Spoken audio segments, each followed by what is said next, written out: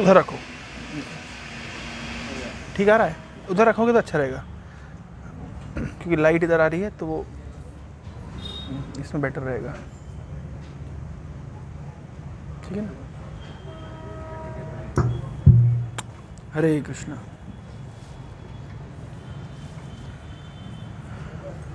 जय राधा माधव कुंज बिहारी, गोपी जन वल्लभ गिरिवर धारी।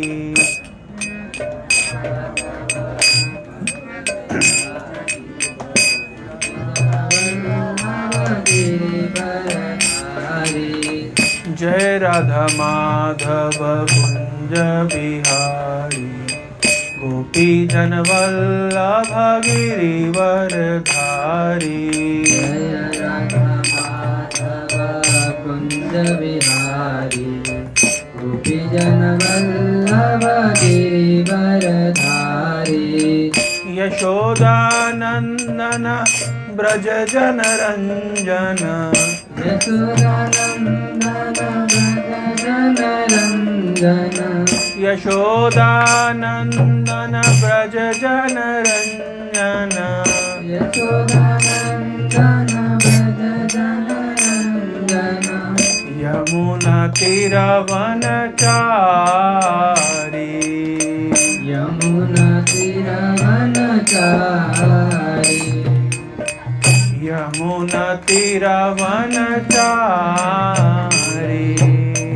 यमुना तीरवनचारी। जय राधा माधव कुंज बिहारी, गोपी जन वल्लभ गिरिवर धारी। जय राधा माधव कुंज बिहारी, गोपी जन वल्लभ गिरिवर धारी। जय राधा माधव कुंज बिहारी, गोपी जन वल्लभ गिरिवर धारी। जय राधा माधव कुंज बिहारी, गोपी जन वल्लभ गिरिवर धारी। यशोदानंदन ब्रज जन रंजन, यमुना तीरवनचारी। यशोदानंदन ब्रज जन रंजन, यमुना तीरवनचारी। यशोदानंदन ब्रज जन रंजन, यमुना तीरवनचारी। यशोदानंदन ब्रज जन रंजन, यमुना तीरवनचारी। हरे कृष्णा कृष्णा कृष्णा हरे हरे, हरे राम राम राम हरे हरे। हरे कृष्णा कृष्णा कृष्णा हरे हरे, हरे राम राम राम हरे हरे। हरे कृष्णा कृष्णा कृष्णा हरे हरे, हरे राम राम राम हरे हरे। हरे कृष्णा कृष्णा कृष्णा हरे हरे, हरे राम राम हरे हरे। हरे कृष्णा कृष्णा कृष्णा हरे हरे, हरे राम राम हरे हरे। हरे कृष्णा कृष्णा कृष्णा हरे हरे, हरे राम राम हरे हरे। हरे कृष्णा कृष्णा कृष्णा हरे हरे, हरे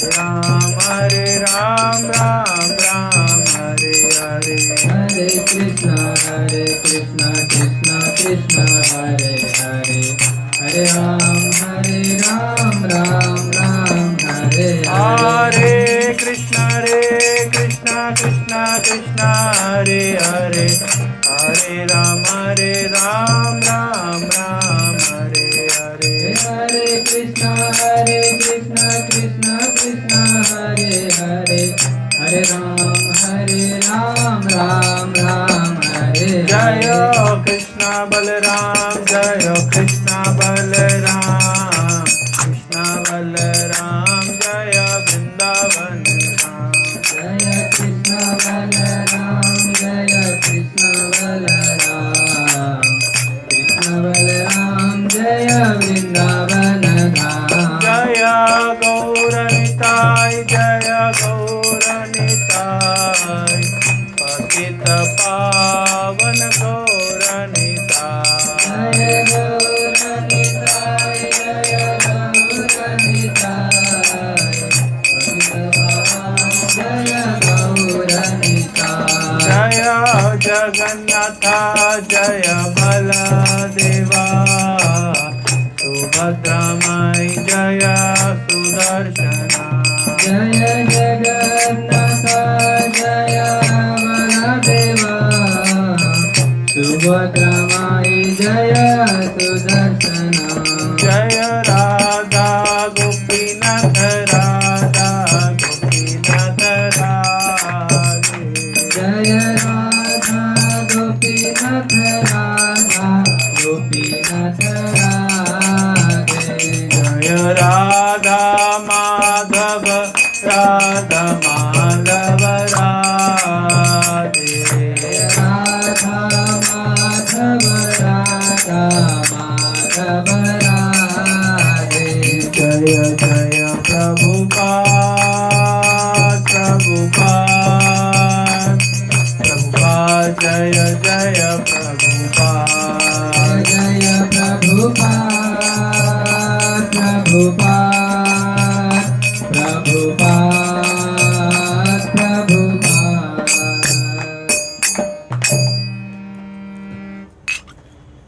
कलयुग युग में नाम संकीर्तन की जय। जगत गुरु शील प्रभुपाद की जय।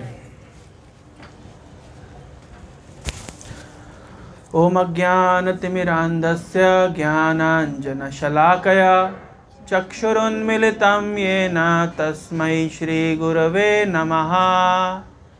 श्रीचैतन्यमनोभीष्टं स्थापितं येन भूतले स्वयं रूपा कदा मह्यं ददाति स्वपदान्तिकं।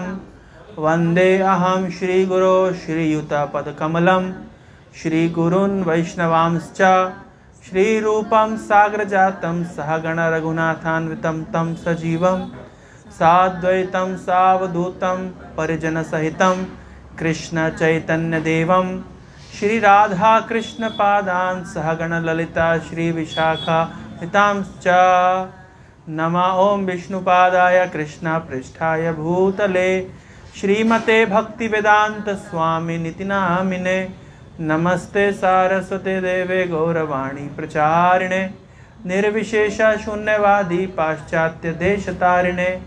हे कृष्णा करुणा सिंधु दीनबंधु जगत्पते गोपेशा गोपिका कांत राधा कांत नमस्तुते। तप्त कांचन गौरांगी राधे वृंदावनेश्वरी वृषभानुसुते देवी प्रणमामि हरिप्रिये।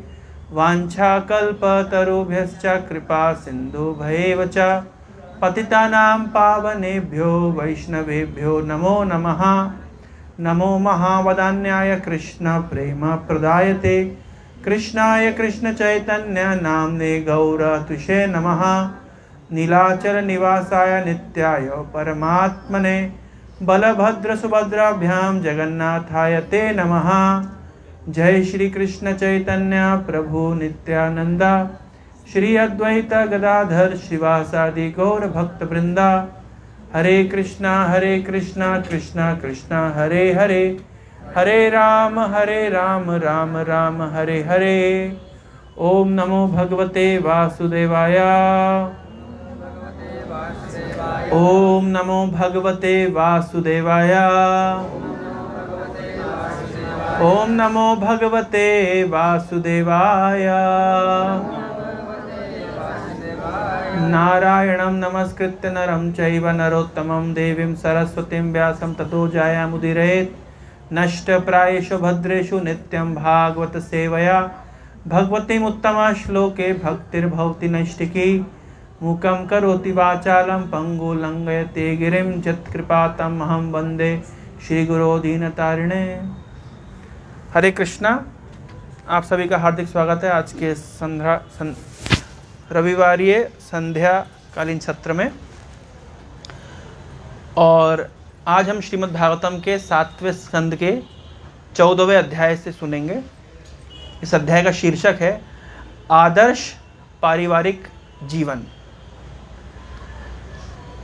तो गृहस्थ धर्म की व्याख्या श्री नारद मुनि करते हैं युधिष्ठिर महाराज के सामने। तो आज हम इस विषय में सुनेंगे। तो समय क्या हो रहा है अभी?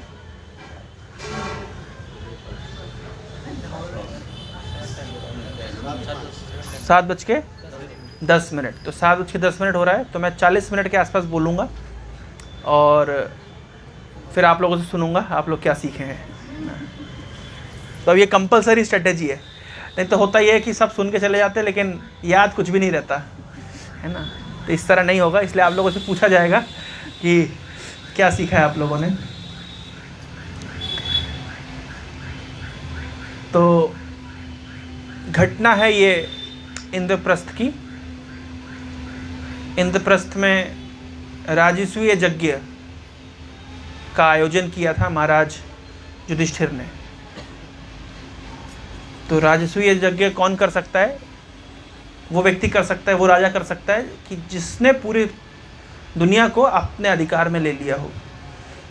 जब सभी राजा इस राजा के अंडर सरेंडर कर देते हैं, उनके शरणागत हो जाते हैं, तब ये राजा राजसूय यज्ञ करने के योग्य होते हैं। तो युधिष्ठिर महाराज ने इस प्रकार से पूरे विश्व में शासन कर लिया था और सभी जो राजा हैं वो सब महाराज युधिष्ठिर के आनुगत्य को सभी ने स्वीकार किया था। तो महाराज युधिष्ठिर ने राजसूय यज्ञ का आयोजन किया। तो इस राजसूय यज्ञ में अलग अलग लोगों को अलग अलग प्रकार के कार्यभार सौंपे गए। कोई भी कार्यक्रम किया जाता है तो अलग अलग व्यक्ति को अलग अलग सेवाएं सौंपी जाती है। जैसे हमारे जटनी का जब सेंटर का इनॉग्रेशन हुआ तो विकास प्रो को सेवा मिली कीर्तन करने की, और माधुरी माता जी को सेवा मिली क्या कहते हैं सबको बुलाने की, और आपको सेवा मिली सुंदरी माता जी को रिकॉर्ड मेंटेन करने की कौन कौन आया है ना, और मंजू माता जी को सेवा मिली फंड्स जनरेट करने की। तो इस प्रकार से तो सबको अलग अलग प्रकार की सेवाएं दी गई थी। तो उसी प्रकार से जब राजसूय यज्ञ हुआ तो युधिष्ठिर महाराज ने सभी को अलग अलग प्रकार की सेवा दी। जैसे नकुल और सहदेव को सेवा मिली थी गेस्ट रिसेप्शन, जो भी अतिथि आएंगे, जो भी गेस्ट आएंगे तो उनका रिसेप्शन करना। ये सेवा किसको मिली थी? नकुल और सहदेव को सेवा मिली थी। और भीम और द्रौपदी को क्या सेवा मिली थी? कौन सा डिपार्टमेंट मिला था? हाँ, रसोई, किचन डिपार्टमेंट। जो अच्छा खाता है वो अच्छा खिला सकता है जो खुद फास्टिंग करता है वो खिला नहीं पाएगा। तो क्योंकि भीम अच्छा खाते हैं तो फिर अच्छा खिला भी पाएंगे, तो उनको रसोई करने की सेवा मिली। और कर्ण को सेवा मिली थी दान देने की, क्योंकि उनका स्वभाव है दान देने का, तो उनको सेवा मिली थी।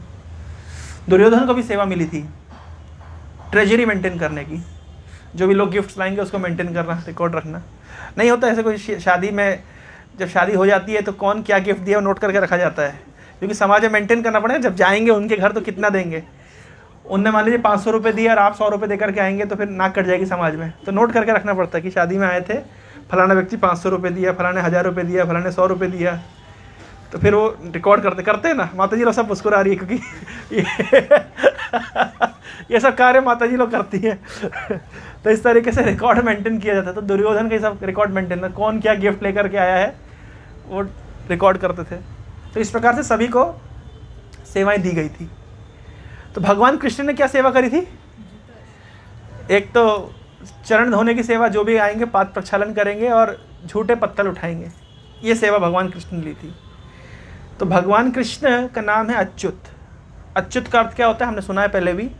अच्युत का अर्थ होता है जो अपनी स्थिति से कभी च्युत नहीं होता, नीचे नहीं गिरता। तो भगवान कृष्ण यद्यपि भगवान है, लेकिन क्या सेवा कर रहे हैं? झूठे पत्तल उठाने की सेवा कर रहे हैं। तो उनका नाम पड़ गया अच्युत। अच्युत का अर्थ है जो अपने भक्तों के साथ आदान प्रदान करने में च्युत नहीं होता, जो चूकता नहीं है। तो भगवान युधिष्ठिर महाराज के सबॉर्डिनेट, युधिष्ठिर महाराज को पैर छू के प्रणाम किया करते थे, बड़े भैया मानते थे। और बड़े भाई के आदेश के अनुसार बड़े भाई ने कार्यक्रम का आयोजन किया है, तो उसमें अपना भगवान कृष्ण छोटे भाई की हैसियत से सब प्रकार की सेवाएं कर रहे थे। तो अपने भक्त युधिष्ठिर महाराज उनके परम भक्त हैं, लेकिन भक्तों के साथ अपने आदान प्रदान से जो कभी चूकते नहीं है, इसलिए उनका नाम हो गया अच्युत। मैंने पहले भी बताया, जब भगवत गीता में अर्जुन कहता है, हे अच्युत, मेरे रथ को दोनों सेनाओं के बीच में जाके रख दो। तो अभी बोल सकता था ना, हे कृष्ण मेरे रथ को दोनों सेनाओं के बीच में रख दो, हे गोविंद मेरे रथ को दोनों सेनाओं के बीच में रख दो। वहां शब्द प्रयोग किया, हे अच्युत मेरे रथ को दोनों सेनाओं के बीच में रख दो। क्यों? क्योंकि अच्युत बोलने का तात्पर्य यहाँ पे ये है कि मैं आपको आदेश दे रहा हूं, पर इसका अर्थ ये नहीं है कि आप अब भगवान नहीं है और मेरे आदेश वाहक बन गए, ऐसा नहीं है। आप आज भी भगवान हैं, यद्यपि मैं आपको आदेश दे रहा हूं, लेकिन फिर भी आप भगवान हैं, मैं भक्त हूं। आप अपनी स्थिति से कभी नीचे नहीं गिरते, इसलिए हे अच्युत। अच्युत शब्द का अर्थ हुआ कि जो अपनी स्थिति से नीचे नहीं गिरते, आज भी भगवान हैं, यद्यपि अर्जुन की सेवा कर रहे हैं। तो भगवान कृष्ण ने राजसूय यज्ञ में कौन सा कार्यभार संभाला था? झूठे पत्तल उठाने का और पाद सेवन करने का, पाद प्रक्षालन करने का अतिथियों का। इस प्रकार महाराज का राजसूय यज्ञ बहुत सुंदर तरीके से चल रहा था। तो प्रश्न उठा कि अग्र पूजा का भागीदार कौन होगा? सबसे पहले पूजा किसकी की जानी चाहिए? पूजा मतलब सम्मान। जैसे हम आरती दिखाते हैं, तो जब आरती दिखाते हैं तो आरती दिखाने के बाद में भगवान को आरती दिखाने के बाद में भक्तों को दिखाते हैं। तो ऐसे नहीं किसी को पहले दिखाते हैं, हम देखते हैं सबसे वरिष्ठ कौन है भक्तों में, जो सबसे पहले जो वरिष्ठ है पहले उनको दिखाएंगे, या जो भक्ति में वरिष्ठ है, या जिसकी दीक्षा पहले हुई है वो वरिष्ठ है, या जो एज में वरिष्ठ है। इस तरीके से वरिष्ठ के आधार पर उनके साथ ये किया जाता है। तो उसी प्रकार से पूरी सभा में तो इतने लोग आए, इतने ऋषि मुनि आए हैं, इतने साधु आए हैं, यहाँ तक कि देवता भी आए थे, लेकिन सबसे पहले किसका सम्मान किया जाना चाहिए, किसकी पूजा की जानी चाहिए? तो ये चर्चा हुई आपस में। तो सभी ने एक मत से अनुमोदन किया कि अग्र पूजा के अधिकारी कौन है? भगवान कृष्ण।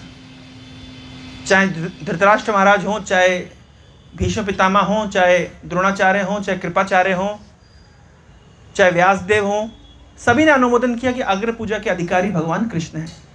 लेकिन केवल एक व्यक्ति ने विरोध किया। किसने? शिशुपाल ने।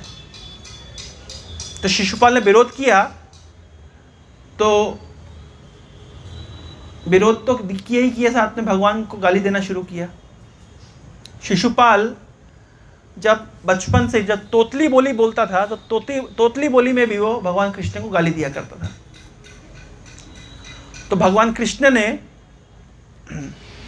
आ गया जी माता जी। तो भगवान कृष्ण ने उनकी माँ को, शिशुपाल की माँ को आश्वासन दिया था कि मैं इसकी 100 गलतियां माफ़ करूंगा, लेकिन जब 101 भी गलती करेगा तो मैं भी कुछ नहीं कर सकता। इस प्रकार तो जब गाली देना शुरू किया तो शिशुपाल का तो कोई ब्रेक लगा नहीं, सब ब्रेक फेल हो गए। 95, 96, 97, 98, 99, और जब 100 बार भगवान को गाली दिया तो भगवान ने अपने वचन अनुसार सुदर्शन चक्र का आह्वान किया और शिशुपाल का गला काट दिया। तो ये घटना कहाँ हो रही है? ये सब राजसूय यज्ञ में घटना हो रही है। तो हरे कृष्ण। तो राजसूय यज्ञ में ये घटना चल रही है और सभी लोग क्या देखते हैं कि शिशुपाल के शरीर से आत्मा निकलती है, एक ज्योति स्वरूप, और भगवान के शरीर में जाकर प्रवेश कर जाती है। तो युधिष्ठिर महाराज के मन में जिज्ञासा हुई कि ये कैसे, शिशुपाल तो इतना अपराध किया आपके चरणों में, भगवान के चरणों में अपराध किया, और इतना ही नहीं, जब बचपन से जब ये बोलता था तब ये तोतली बोली में गाली दिया करता था कृष्ण को, लेकिन इसने ऐसी गति को प्राप्त किया जो बड़े बड़े साधु, पंथास्तु कोटि शतवत्सर संप्रगम्यो, हजारों हजारों लाखों लाखों साल जो तपस्या करने के बाद जिस गति को प्राप्त नहीं करते हैं, शिशुपाल इस तरह की गति को कैसे प्राप्त कर गया। तो ये जिज्ञासा किसने किससे करी? युधिष्ठिर महाराज ने नारद मुनि से करी। तो नारद मुनि और युधिष्ठिर के बीच जो संवाद है वो है श्रीमद् भागवतम के 7वें स्कंद का मूल। तो 7वें स्कंद, पूरा 7वां स्कंद किसके द्वारा कहा जा रहा है? नारद मुनि के द्वारा कहा जा रहा है। और नारद मुनि कह रहे हैं युधिष्ठिर के प्रश्न का उत्तर देते हुए। तो पूरा जो 7वां स्कंद है वो नारद मुनि और युधिष्ठिर के बीच का संवाद है। जैसे प्रथम स्कंद है वो किसका संवाद है? प्रथम स्कंद संवाद है शौनक आदि ऋषि और नैमिषारण्य में जो शौनक आदि ऋषि एकत्रित हुए थे और सूत गोस्वामी, उनके बीच का संवाद है। दूसरा स्कंद संवाद है परीक्षित और सुखदेव का।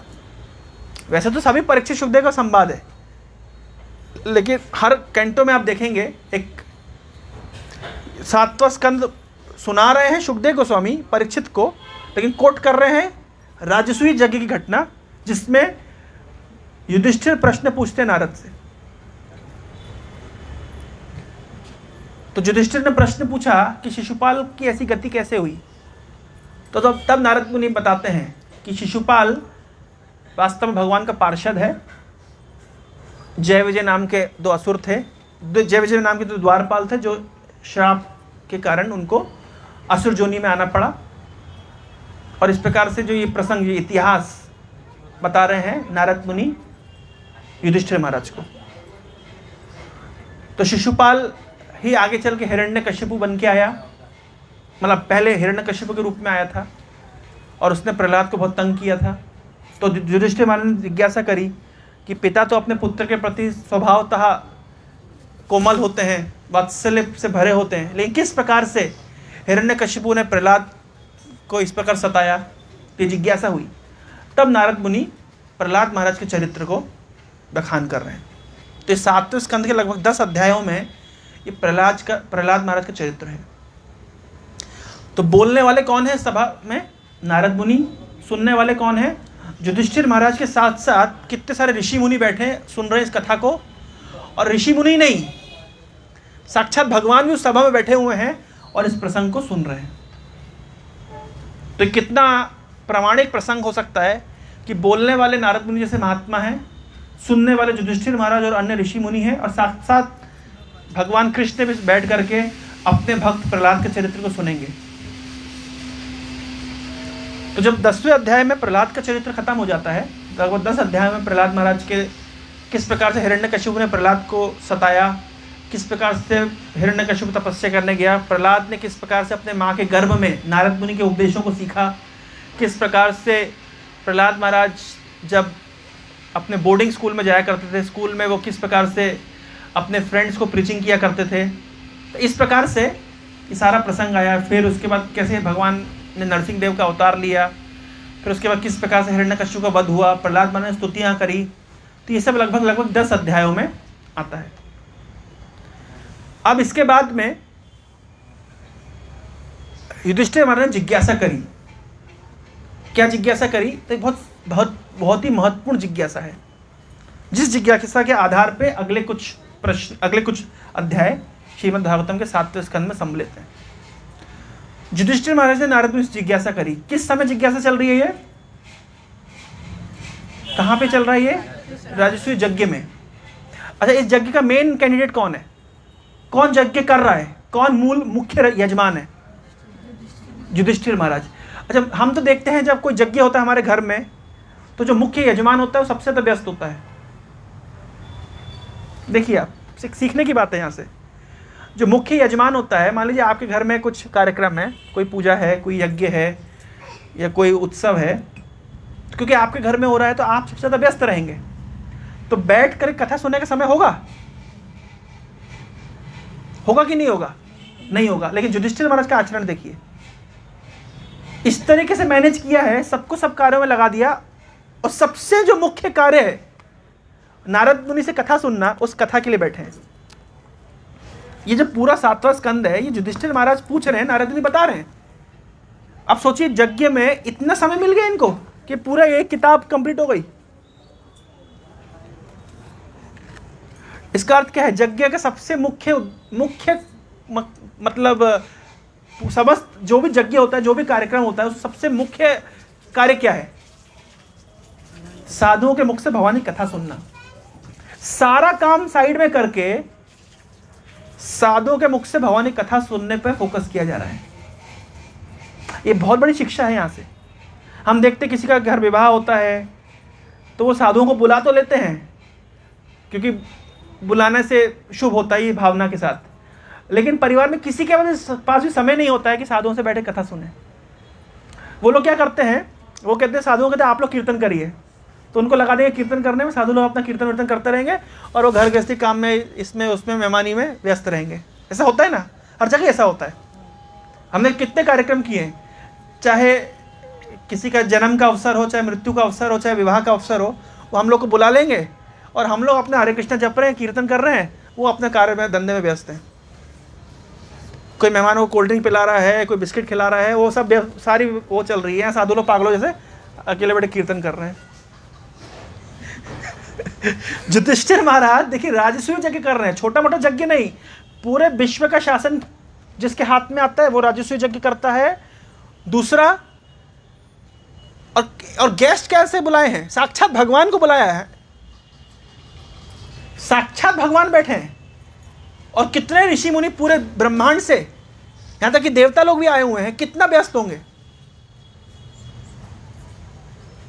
और इतनी व्यस्तता के बीच में उन्होंने समय निकाल लिया भगवान की कथा सुनने के लिए। इस तरीके से आयोजन किया कि सभी लोग को बैठना पड़ेगा कथा सुनने के लिए।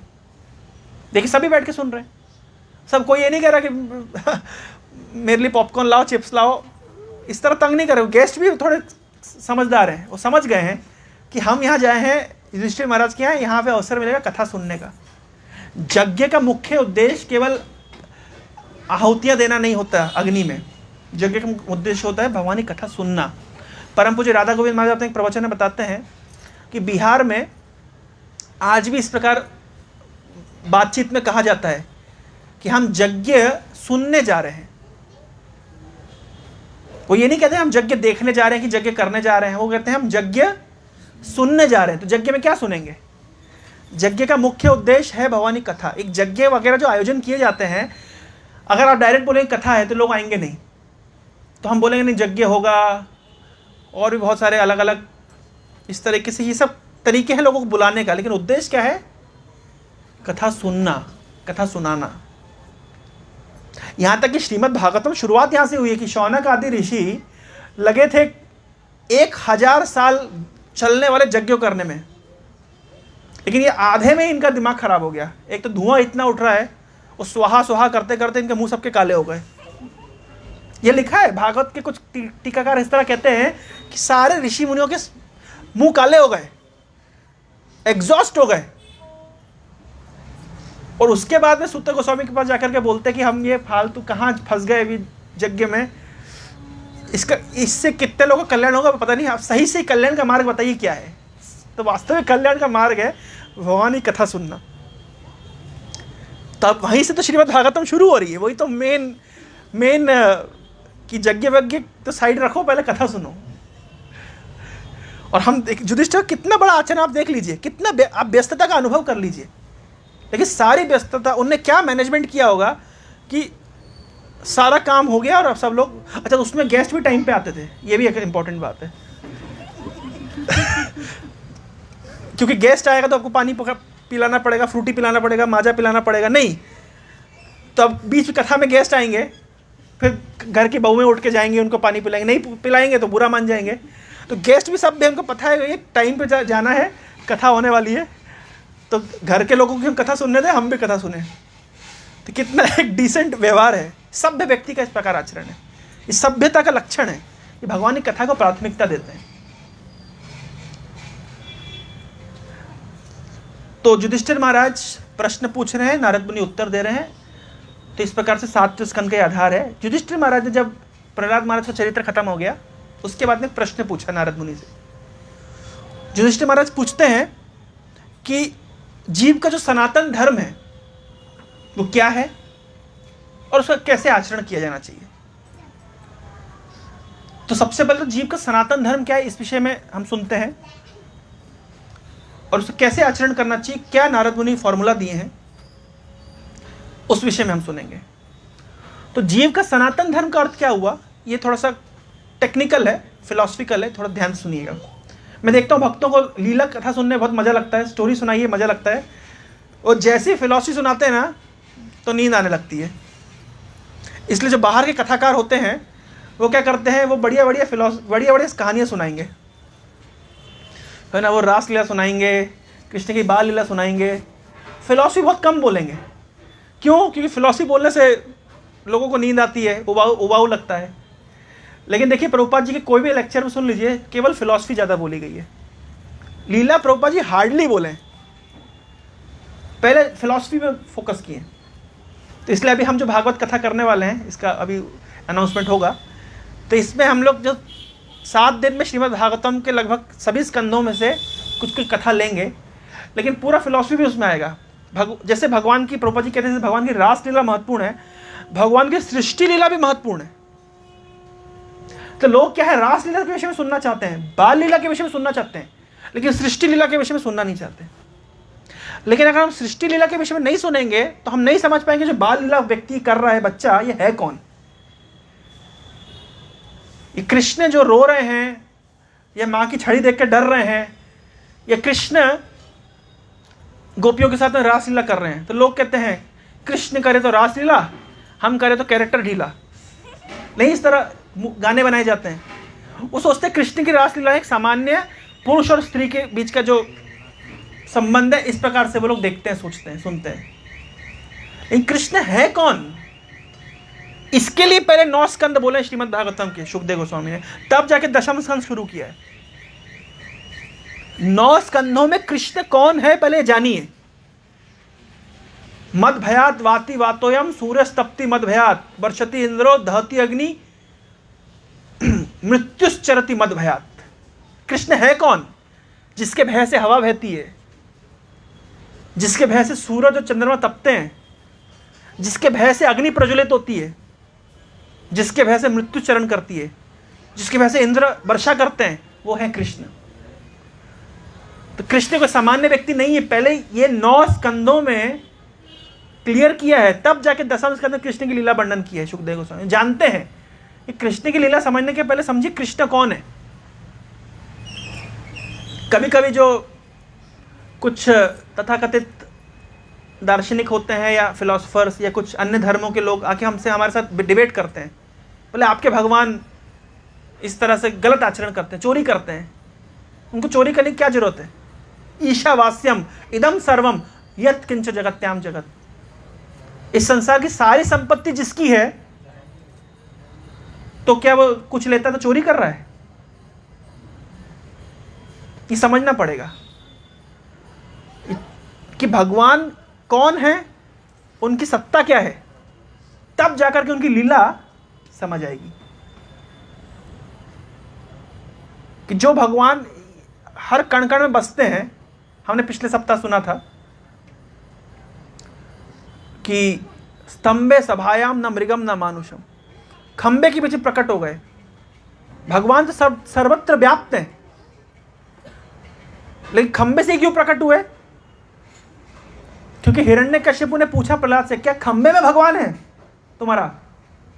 तो प्रहलाद कहते हैं हाँ है। तो भगवान चाहते तो सीलिंग से उतर सकते थे, जमीन से उतर सकते थे, सीढ़ी से ऊपर आ सकते थे, दरवाजा खोल के आ सकते थे, खंबे से क्यों निकले? क्योंकि हिरण्यकश्यपु के उंगली जहां दिखाई थी, भगवान इशारा देख रहे थे, कहाँ है? भगवान की नजर हिरण्यकश्यपु की उंगली के ऊपर थी, जहां रुकेगी वहीं से निकलूंगा। अगर कहीं और से आ जाते तो हिरण्यकश्यपु बोल सकता था, या हिरण्यकश्यपु के चेले, आज के जो फॉरवर्ड लोग बोल सकते थे कि नहीं नहीं हिरण्यकश्यपु तो पिलर का पूछ रहा था, लेकिन भगवान देखो सीढ़ी से आए, इसका मतलब पिलर में नहीं थे ना। भगवान ने कोई स्कोप नहीं छोड़ा। यद्यपि अंडाणु अंतरस्थ परमाणु चंत्रसम, एक एक अंडाणु परमाणु भगवान है, सर्वत्र व्याप्त हैं, सर्वव्यापक हैं। विष्णु शब्द का ही अर्थ होता है जो सर्वव्याप्त है, लेकिन फिर भी खंबे से निकल के आए। क्यों? क्योंकि प्रहलाद की बात को सत्य करना। सत्यम विधातुम निज भृत्य भाषितुम, अपने भक्त प्रहलाद की बात को सत्य करने के लिए। तो ये है भगवान की भगवत्ता। तो भगवान क्या है ये जब हम समझेंगे तब लीला समझ आएगी, अदरवाइज लीला समझना हमारे बस की बात नहीं है। जिन भगवान की लीला को सुन करके, जिस रास लीला को सुन करके व्यक्ति के, जिन भगवान का ध्यान करके, जिनका नाम जप करके हृदय से कामना वासना दूर हो जाती है, वो भगवान के ऊपर काम का आरोप लगाना कि कामी व्यक्ति है, सोचने वाली बात है। ये सुखदेव गोस्वामी बोल रहे परीक्षित को कि जिस भगवान की लीला सुनने मात्र से हृदय से कामनाएं खत्म हो जाती है, काम खत्म हो जाता है, लस्ट खत्म हो जाता है, उन भगवान को कोई बोले वो लस्टी है, कामी व्यक्ति है, कितनी बड़ी मूर्खता है। तो ये भगवान की लीला समझने के लिए पहले समझना पड़ेगा भगवान कौन है, भगवान की भगवत्ता क्या है। तो पहले 9 स्कंदों में भगवान की भगवत्ता बताई गई है और फिर कृष्ण लीला दशम स्कंद में आती है। तो उस सभा में भगवान कृष्ण हैं, युधिष्ठिर महाराज प्रश्न पूछ रहे हैं, नारद मुनि उत्तर कर रहे हैं। प्रश्न है कि जीव का सनातन धर्म क्या है। तो ये फिलॉसफी हम विषय में थोड़ा सुनेंगे। जीव, आत्मा, आत्मा क्या होता है पहले समझ लीजिए। आत्मा क्या है इसको डिफाइन तो करना मुश्किल है, लेकिन फिर भी हमें जानना चाहिए। कल मैं गया था सम हॉस्पिटल, हमारे एक भक्त बीमार हो गए थे तो उनको मैं हॉस्पिटल लेकर के गया। तो हॉस्पिटल लेकर के गया तो उनको एडमिट कराया इमरजेंसी वार्ड में तुरंत, क्योंकि थोड़ा वॉमिटिंग हो रही थी और चक्कर आ रहे थे बहुत ज़्यादा, तो तुरंत जाके एडमिट कराया। तो इतनी देर में जब तक उनका इलाज चल रहा था तो बाजू वाले, मतलब जब इलाज चल रहा था तो अचानक से कार आती है और उसमें एक व्यक्ति, मतलब कुछ लोग आते हैं और एक वृद्ध व्यक्ति को शायद हार्ट अटैक आया था, तो हार्ट को पंप करते हुए लेकर के आ रहे थे और बिल्कुल दौड़ते हुए जा रहे थे, ले जा रहे थे, चल रहे थे। तो इस तरीके से और एकदम से उनको एडमिट कराया गया, लेकिन वो ऑलमोस्ट प्राण त्याग चुके थे एक्चुअली। तो जस्ट ये हमारे प्रभु जो जिस बेड पे थे उनके बाजू वाले बेड में उनको रखा गया। तो प्राण निकल गया। प्राण निकलने के बाद में वो लोग क्या करते हैं, वो वेंटिलेटर की वायर डाल देते हैं। तो सांस तो पहले बंद हो जाती है, फिर वो वेंटिलेटर से क्या होता है, वो सांस चलने लगती है। फिर वो दौड़ा रहे हैं डॉक्टर लोग, बोले जाओ ये मेडिसिन लेके आओ, वो मेडिसिन लेकर के आओ, ये डालेंगे वो डालेंगे, कि डॉक्टर को भी हॉस्पिटल चलाना है ना। अगर पहले ही घोषित कर देंगे मर गया तो इनका हॉस्पिटल कैसे चलेगा। एक्सरे कर रहे हो और सांत्वना दे रहे हैं, अभी गया नहीं है, गया नहीं है, अभी हैं, गए नहीं है, हम प्रयास कर रहे हैं, अभी हैं, गए नहीं है। जबकि एक्चुअली वो जा चुके थे, आँख का तेज बिल्कुल खत्म हो चुका था, दिख रहा था। लेकिन वो तो बेचारा लड़का थोड़ी ना बोलेगा मेरे बाप को छोड़ दो, वो तो सोचेगा कि ऐसे भी बच जाए। लेकिन जो भी है, तो जो एक वाक्य बोल रहे हैं, गए नहीं है, गए नहीं है, अभी हैं। कौन नहीं गया है? ये है आत्मा। कौन नहीं गया है? कौन है? किसको नहीं जाना देना चाहते हैं, किसको रोकना चाहते हैं, वो आत्मा है। तो ये है आत्मा। हम कहते कभी कभी, एक साधारण शब्दों में 2-3 मिसकंसेप्शन आप लोग को बताऊंगा मैं। एक, हम कहते हैं मेरी आत्मा। नहीं, मेरी आत्मा गलत शब्द है, वास्तविक है हम आत्मा है। और जब हम बोलते हैं मेरी आत्मा या मेरी अंतर आत्मा, उसका अर्थ होता है परमात्मा हृदय के अंदर। लेकिन वास्तव में हम कौन है? हम है आत्मा। अभी एक एक्सपेरिमेंट करेंगे। इधर आइए विकास, इधर खड़े होइए, ठीक है। अच्छा, अपने सिर को हाथ लगाओ, ठीक, इधर सामने, सबके सामने। अच्छा, अपनी राइट आईज, आँख को, लेफ्ट आँख को, छाती को, पेट को और लेफ्ट हैंड को। अच्छा, अपने आप को हाथ लगाओ। पॉइंट समझ आ रहा है? सिर को, बैठ जाइए, सिर को हाथ लगाओ, आँख को हाथ लगाओ, नाक को हाथ लगाओ, पेट को हाथ लगाओ, अपने आप को हाथ लगाओ। कहाँ हाथ लगाएंगे? ये मेरा सिर है, ये मेरी आंख है, ये मेरा कान है, ये मेरा पेट है। मैं कौन हूं? ये जो मैं है ये है आत्मा। और यहां से भगवद गीता की शिक्षा शुरू होती है। पहले लेसन यहां से शुरू होता है। और जब वो शरीर से चली जाती है आत्मा, बोलते वो चला गया, ही पास्ड अवे, ही लेफ्ट। शरीर वहीं पे है तो हु लेफ्ट? सोल लेफ्ट, आत्मा चली गई, वो चले गए। तो ये आत्मा के कर्तव्य की बात हो रही है यहां पे। जो युधिष्ठिर महाराज पूछ रहे हैं, इस आत्मा, ये जो मैं हूं, जो शरीर के अंदर हूं, मेरा कर्तव्य क्या है? क्योंकि शरीर के लिए कर्तव्य पूछने की आवश्यकता नहीं है। आप भारत में जन्म लिए हैं तो भारत के प्रति आपके कर्तव्य है। आप जिस परिवार में जन्म लिए हैं उस परिवार के प्रति आपके कर्तव्य है। आप जिस समाज में जन्म लिए हैं उस समाज के प्रति आपके कर्तव्य है। आप पारिवारिक जीवन में तो परिवार के प्रति आपके कुछ कर्तव्य है। आप पिता हैं तो पिता के रूप में आपके कुछ कर्तव्य है। आप पुत्र हैं, आपके पुत्र के रूप में कुछ कर्तव्य है। आपको शरीर मिला है तो शरीर को धारण करने के लिए आपके कुछ कर्तव्य है। आपको भोजन देना पड़ेगा, शरीर को सोने के लिए व्यवस्था करनी पड़ेगी। तो जब हम पूछते हैं मेरा कर्तव्य क्या, मतलब आत्मा का कर्तव्य क्या है, शरीर के कर्तव्य का बोध कराने की आवश्यकता नहीं, क्योंकि हर व्यक्ति को बोध है। हर व्यक्ति अपने शरीर के अनुसार कार्य कर रहा है, इसका बोध कराने की आवश्यकता है नहीं। बोध कराने की आवश्यकता है आत्मा का कर्तव्य क्या है, जो व्यक्ति को विस्मृति हो गई, भूल गया है। शरीर के लिए हम भूलते हैं। भोजन करना आप में से कितने लोग भूल जाते हैं? भोजन करना भूल गए। कोई है भोजन करना भूल गया, सोना भूल गया, आज याद ही नहीं रहा सोना भी था, ऐसा नहीं है ना? तो शरीर के लिए कार्य करना हम नहीं भूलते, लेकिन कितने लोग चैंटिंग करना कभी कभी भूल जाते हैं, भागवत पढ़ना भूल जाते हैं, आज संडे क्लास है भूल जाते हैं, याद कराना पड़ता है। तो शरीर के लिए भूलते नहीं, लेकिन आत्मा के लिए भूल जाते हैं, इसके लिए याद कराना पड़ता है। तो आत्मा के कर्तव्य के विषय में युधिष्ठिर महाराज नारद मुनि से जानना चाहते हैं। आत्मा मतलब भगवान का एक अंश।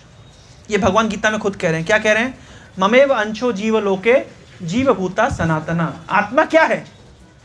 आत्मा परमात्मा का, कृष्ण का एक अंश है। और अंश का कार्य क्या है? जैसे ये हाथ, इस हाथ का कार्य है इस शरीर के लिए कार्य करना, इस शरीर के लिए कुछ करना। अगर हाथ शरीर के लिए कार्य नहीं करेगा तो हाथ के अस्तित्व को कोई यूज ही नहीं है। जैसे मान लीजिए इस हाथ में एक रसगुल्ला दिया जाए और हाथ बोलेगा मैं रसगुल्ला मैं खुद एंजॉय करूंगा, मैं भोगूंगा, मैं शरीर को नहीं दूंगा, तो क्या हाथ रसगुल्ला भोग पाएगा? नहीं। हाथ को चाहिए कि रसगुल्ले को मुंह में डाले और मुंह बोले मैं भोगूंगा, वो भी नहीं भोग पाएगा। उसे क्या करना पड़ेगा? उसे पेट में पहुंचाना पड़ेगा।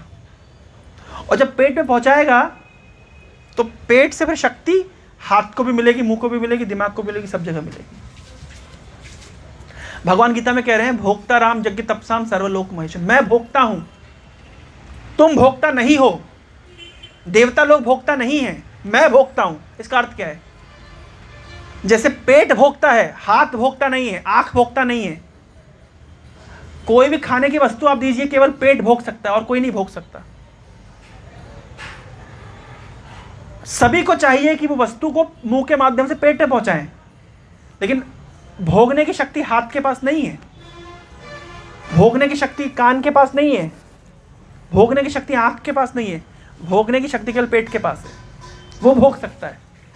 उसी प्रकार से भोक्ता राम यज्ञ तपसा, भगवान कह रहे मैं भोगता हूं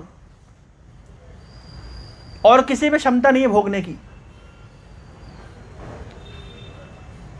तो आत्मा परमात्मा का एक अंश है। जैसे शरीर का अंश है हाथ, तो हाथ का कार्य है शरीर के लिए कुछ करना,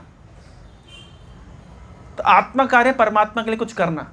यह है उसका कर्तव्य, यह है उसका सनातन कर्तव्य। जैसे एक मशीन होती है तो जैसे ये धागा है, इस धागा की महत्वता तब तक है जब तक इस करताल से जुड़ा हुआ है। इस धागे को उठा के फेंक दीजिए, इसे कोई महत्ता नहीं रह जाएगी, क्योंकि ये कार्य कर रहा है, ये कार्य कर रहा है इसके लिए एक यूनिट है, एक कंप्लीट यूनिट है, ये कंप्लीट यूनिट बन के कुछ कर पा रही है। ये धागा हटा देंगे, धागा का अस्तित्व नहीं। हाथ जब तक शरीर से जुड़ा हुआ है, इस हाथ का कुछ कर्तव्य है, कुछ है। काट के फेंक देंगे, वो हाथ किसी काम का नहीं है। तो आत्मा जब तक कृष्ण की सेवा में लगी हुई है, क्योंकि कृष्ण का अंश है, तब तक उसका कुछ अस्तित्व है। लेकिन आत्मा जब कृष्ण से अलग हो जाए, कृष्ण की सेवा छोड़ दे, उसका कोई अस्तित्व नहीं है।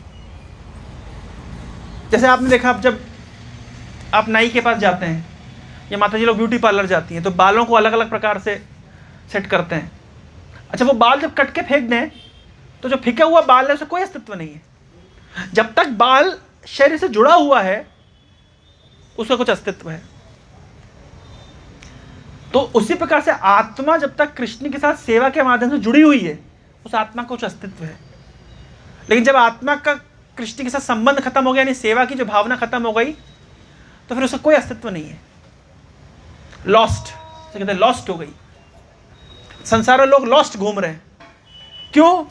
क्योंकि वो अंश है कृष्ण के, लेकिन कृष्ण के साथ तो उनका संबंध का विच्छेद हो गया है, भूल गए हैं। तो केवल भूतों की तरह वो लॉस्ट घूम रहे हैं। और साधुओं का काम क्या है, भक्तों का काम क्या है? वो लॉस्ट जीवात्माओं को वापस से कृष्ण की सेवा में एंगेज कर देना। प्रभुपाद जी उदाहरण देते हैं कि कोई मशीन है, उसका कोई नट बोल्ट है, तो वो नट बोल्ट जब तक मशीन के साथ कसा हुआ है, उसकी महत्वता है, पर वो अलग हो जाए, उसकी महत्वता नहीं रहेगी। तो आत्मा जब तक कृष्ण के साथ संबंध में है, सेवा की भावना से रत है, उसका अस्तित्व है। Otherwise it is lost. लोग पूछते हैं हम लॉस्ट क्यों हैं, हम लोनली क्यों हैं, हम डिप्रेस क्यों हैं? क्योंकि आप कृष्ण के साथ आपका विच्छेद हो गया, बस यही कारण है। और जिस दिन कृष्ण के साथ वापस संबंध पुनः स्थापित हो जाएगा, हमारे जीवन को एक आधार मिल जाएगा, पर्पस मिल जाएगा। नहीं तो जीवन का पर्पस क्या है, बताइए क्या पर्पस है? जैसे मान लीजिए नेल्सन मंडेला का नाम सुना है आप लोगों ने? नेल्सन मंडेला जब अफ्रीका की जेल में थे, तो उन्हें सजा मिली थी, और उनको और उनके साथियों को सजा मिली थी। इस तरह की सजा थी। क्या सजा थी? कि गड्ढा खोदो, 5 फीट 7 फीट 10 फीट गड्ढा खोदो, फिर उसको भर दो, फिर गड्ढा खोदो, फिर भर दो, फिर गड्ढा खोदो, फिर भर दो, फिर खोदो भरो, खोदो भरो, खोदो भरो, खोदो भरो। कई साल तक, 20 25 साल तक यही काम करना है। क्या करना है? गड्ढा खोदना है, भर देना है। आदमी पागल नहीं हो जाएगा?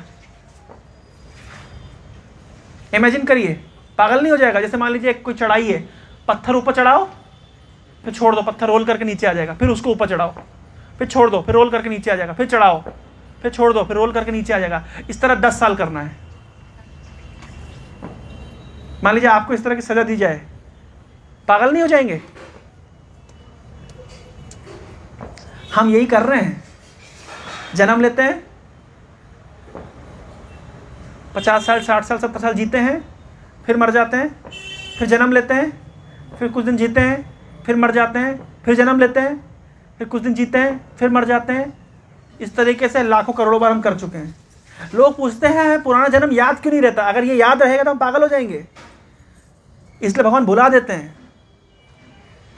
अगर हमारे पूर्व जन्मों का हमको हिसाब मिल जाए, हमने किया क्या, पैदा हुए, थोड़ा बड़ा हुए, थोड़ा पढ़ाई लिखाई करी, थोड़ा सेंचुरियन में इंजीनियरिंग कर ली, फिर उसके बाद में नौकरी कर ली, शादी कर ली, 2-4 बच्चे कर लिए, फिर मर गए, फिर पैदा हुए, फिर वही, फिर मर गए, फिर पैदा हुए, फिर वही, फिर मर गए। ऐसा कितनी बार करके हम छोड़ चुके हैं। तो जो नेल्सन मंडेला वाला केस था, इनका हमको लगता है कितनी दया आती है। 30 साल गड्ढा खोदा भरा, क्या कैसा जीवन होगा उनका? 30 साल है, हमारा कितने करोड़ों जन्म बीत गए करते हुए। जीवन का पर्पस क्या है हम नहीं जानते, जीवन का उद्देश्य हम नहीं जानते। तो जीवन का उद्देश्य से हम बिल्कुल तरीके से भ्रमित हैं, भूले हुए हैं। यही हमारे दुख का कारण है। और मनुष्य जीवन एक ऐसा जीवन है जब हम इसका बोध कर सकते हैं। पशु जीवन को भगवान ने इतनी कम चेतना दी है कि पशु ये सब चीज़ें याद नहीं रख सकता, उसको याद रखना इस विषय में नहीं सोच सकता। इसलिए भगवत गीता की कक्षाओं में, भागवती कक्षाओं में पशु नहीं आते। संडे क्लास में यहाँ पे पशुओं को नहीं बुलाया जाता। मच्छर तो बिन बुलाए आ जाते हैं, पर कथा नहीं सुनते। कथा सुनने के लिए केवल मनुष्यों को बुलाया जाता है, क्योंकि वो समझ सकते हैं, सुन सकते हैं, सोच सकते हैं। तो मनुष्य जीवन इस चीज का विचार करने के लिए मिला। ये पहला कर्तव्य है मनुष्य का। आप इमेजिन करिए ना, जीवन बिता देते हैं हम लोग, जीवन बिता देते हैं, और एंड में क्या मिलता है? कुछ भी नहीं। जब युवा अवस्था रहती है तो सबके अलग अलग सपने रहते हैं, उमंगे रहती हैं, है ना। आप देख सकते हैं युवाओं के चेहरे, आंखों में एक अलग तेज होता है, कुछ करूंगा, लेकिन क्या करेंगे? एट द एंड एक दिन वो युवा एक दिन वृद्ध हो जाएगा, एक दिन मरने के कगार पे होगा, जीवन वेस्ट। कृष्ण भक्ति नहीं करी, कृष्ण के साथ अपने संबंध को नहीं जाना, जीवन वेस्ट। कल हमारे केंद्र में आए थे महामन प्रभु, प्रभुपाद जी के एक शिष्य हैं, इंदौर से आए थे। वो 1972 में इस्कॉन से जुड़े थे, और अभी हो गए 2022, कितने साल हो गए? 50 साल। तो 50 साल, तो 50 साल से वो प्रभुपाद जी के संपर्क में आए 1972 में। 50 साल से अब भगवान का भजन कर रहे हैं, प्रचार कर रहे हैं। इस्कॉन में बहुत इंपॉर्टेंट रिस्पॉन्सिबल पोजीशन पे हैं, दीक्षा गुरु भी हैं। तो उनके चेहरे को देख करके मुझे एक प्रसंग याद आ गया। इतना चेहरा तेज से चमक रहा था, इतना उत्साह था। 72 ईयर्स ओल्ड एज, 72 साल की उम्र है, लेकिन एक चेहरे के ऊपर एक अलग तेज। तो मैंने कुछ दिन पहले एक वेदांती है, आपने लोगों ने नाम सुना, आचार्य प्रशांत करके, बहुत फेमस, उनके शॉर्ट्स आते हैं, मैंने देखा था, कुछ अच्छा बोलते हैं। हालांकि वो भक्त नहीं है, लेकिन उनका बोला थोड़ा सा हैवी होता है, मतलब वो IIT और IIM एलुमिनी है। तो उन्होंने एक बात बोली थी, मैंने सुना था एक शॉर्ट वीडियो में। बोले जो व्यक्ति जितना मीनिंगफुल जीवन जिया है, पर्पस के साथ जीवन जिया है, वृद्धावस्था में उसके चेहरे पे उतना ही तेज होता है। और जो व्यक्ति जीवन में ज़्यादा बड़ा उद्देश्य लेकर के नहीं जिया, कोई पर्पस नहीं था, वेस्ट कर दिया, तो वृद्धावस्था में उसका चेहरा डिस्टॉर्टेड हो जाता है। ये बात मैंने महामन प्रभु को बोला, मैंने कहा प्रभु जी आपका चेहरे को देख करके लग रहा है, मुझे वो प्रसंग याद आ गया जो मैंने सुना था, कि आपके चेहरे पे इतना उत्साह, इतना तेज है, आपने जीवन जो जिया है, मतलब कितना एक बड़ा कमिटमेंट के साथ, एक बड़ा लक्ष्य लेकर के जिया है, कृष्ण के साथ अपने संबंध को स्थापित किया है। वो तेज उनके चेहरे पे दिखता है। प्रभुपाद जी जब चला करते, प्रभुपाद जी जब थे तो प्रभुपाद जी के शरीर से तेज निकलता था। कई लोगों ने अनुभव किया है कि प्रभुपाद जी के शरीर से दिव्य आभा निकलती थी। प्रभुपाद जी से किसी ने कहा कि स्वामी जी आपने पूरा जीवन दे दिया कृष्ण भक्ति के लिए, कृष्ण के लिए, जीवन के अंत में आपको पता चले कृष्ण नहीं है, क्या होगा? तो प्रभुपाद जी ने क्या होगा, क्या नुकसान है? बोले पूरी दुनिया में मेरे शिष्य हैं, हजारों लाखों लोग मुझे प्रणाम करते हैं, अच्छा भोजन मिलता है, लोग अच्छे लोगों से मुलाकात होती, कंफर्टेबल जीवन जी रहा हूँ, पूरी दुनिया में घूम रहा हूँ। 14 बार दुनिया का भ्रमण किया प्रभुपाद जी, 14 टाइम्स पूरी दुनिया घूमे। बोले कृष्ण नहीं है तो इतना मिल रहा है, तो नुकसान क्या है? मानो कृष्ण नहीं भी है तो नुकसान क्या है? अगर हम लोग भक्ति करते हैं, हम लोग का अनुभव है, हम तो ज़्यादा भक्ति नहीं करते, थोड़ा शुरू किए करना, शुरू भी नहीं किए, बहुत भक्ति का आभास चल रहा है, उसमें इतना लाभ है। कहीं भी जाते हैं लोग प्रणाम करते हैं, माला पहना देते हैं, प्रणाम भी करते हैं, प्रणामी भी देते हैं, कोई नुकसान नहीं है, बढ़िया जीवन जी रहे हैं। तो प्रभुपाद जी कहते हैं क्या नुकसान है? अच्छा, प्रभुपाद जी कहते हैं कि अगर आपको पता चले मृत्यु के समय कृष्ण हैं, लेकिन आपने भजन नहीं किया, तब तो बिना भजन किए, भगवान की भक्ति के बिना, तो जीवन में कष्ट ही का अनुभव किया, कोई सुख तो मिला नहीं, और मृत्यु के समय यमराज आकर के लेकर के जाएंगे, वो अलग बोनस। और जिसने भक्ति करी, पूरा जीवन अच्छे से जिया, बढ़िया प्रसाद खा रहे हैं, जैसा प्रसाद भक्त लोग खाते हैं हर दिन, हर दिन फीस्ट, जैसा जीवन शैली भक्त लोग जीते हैं। अच्छी बात बोलना, अच्छी बात सुनना, अच्छे लोगों को संग करना, जितना आनंद में रहते, नाचते गाते। कभी कभी मेरी मम्मी कहा करती थी, जब भक्ति में शुरू में, जब वो लोग भक्ति में नहीं जुड़े थे, वो दीपावली में जब हम घर जाते थे, हमारे दीपावली नॉर्थ इंडिया में, जैसे यहाँ पे दुर्गा पूजा बहुत महत्वपूर्ण है, हमारे यहाँ नॉर्थ इंडिया में दीपावली बहुत महत्वपूर्ण है। तो दीपावली में घर जाते थे, लेकिन कोई खास उत्साह नहीं रहता था दीपावली का। तो मेरी मम्मी कहती थी, तुम लोगों को कोई उत्साह नहीं है त्योहार का, नीरस जीवन है। क्योंकि हम लोग क्या है, बेस में रहते थे, भक्तों के साथ में रहते थे, तो घर जाना पड़ता था, तो मुसीबत लगती थी घर जाना, क्योंकि भक्तों के संग में रह करके जो आनंद है वो तो घर जाके आएगा नहीं किसी भी तरह से। तो और भले ही त्योहार हो चाहे कुछ भी हो, लेकिन मैं उनको बोलता था, देखिए मैंने कहा त्योहार में क्या होता है, अच्छा भोजन करते हैं, भले हम तो हर दिन करते हैं, अच्छा कपड़ा पहनते हैं, हम तो हर दिन पहनते हैं, नाचते गाते हैं, हम तो हर दिन नाचते गाते हैं, सुबह उठ के नाचने लगते हैं। पता है, ये पागल हुए हैं, सुबह 4 बजे उसके नाचने लगते हैं। ऐसा कौन पागल होगा, सुबह 4 बजे उठ के नाच रहे हैं। लोग तब तक नहीं नाच सकते जब तक 2-4 पौवा अंदर नहीं गया तो नाचना नहीं होता। नाचने के लिए उनको क्या इम्पेटस चाहिए होता है, लेकिन भक्त लोग को क्या करना है, सुबह उठ के नाचते हैं। कथा गानम नाट्यम गमन, इतना आनंद है हृदय में, नाचेंगे ही नाचेंगे, करेंगे क्या। तो भक्ति का जीवन कितना आनंदमय है। तो जीवन में भी आनंद, और बाद में फिर भगवान के धाम जाएंगे तो भगवान के साथ भी आनंद नहीं रहना है। लेकिन जो भक्ति नहीं किया, इस जीवन में भी सड़ सड़ के मर जाता है। देखिए आप, ऐसा एक शास्त्र में लिखा गया है, हरि भक्ति सुधोदय में लिखा गया है, अप्रणस्य देहस्य मंडनम लोकरंजनम। भक्ति के बिना जीवन कैसा है, जैसे आत्मा के बिना शरीर कैसा है, प्राण रहित। कृष्ण भक्ति के बिना जीवन है कैसा, प्राण रहित। तो प्राण रहित जीवन, नीरस जीवन, उत्साहहीन जीवन, तो पूरा जीवन वैसे जीना है और बाद में फिर यमराज के पास जाना है। तो बताइए, भक्ति करके लाभ है कि नहीं है, इसमें इतना क्या समझना कठिन। तो प्रभुपाद जी वही जवाब दिए कि कृष्ण नहीं, अगर आपको पता चले तो आपकी क्या हालत होगी। आप तो दोनों तरह से लॉस में गए, हम तो हर तरह से प्रॉफिट में हैं। चाहे कृष्ण नहीं भी है तो प्रॉफिट है, फिर हो तो फिर कहना ही क्या। हाँ, भक्ति को स्वीकार करना ये कॉमन सेंस की बात है, ये बहुत ज्यादा इंटेलिजेंट होना जरूरत नहीं। भक्ति से कॉमन सेंस कि भक्ति करने के साथ कितना आनंद है।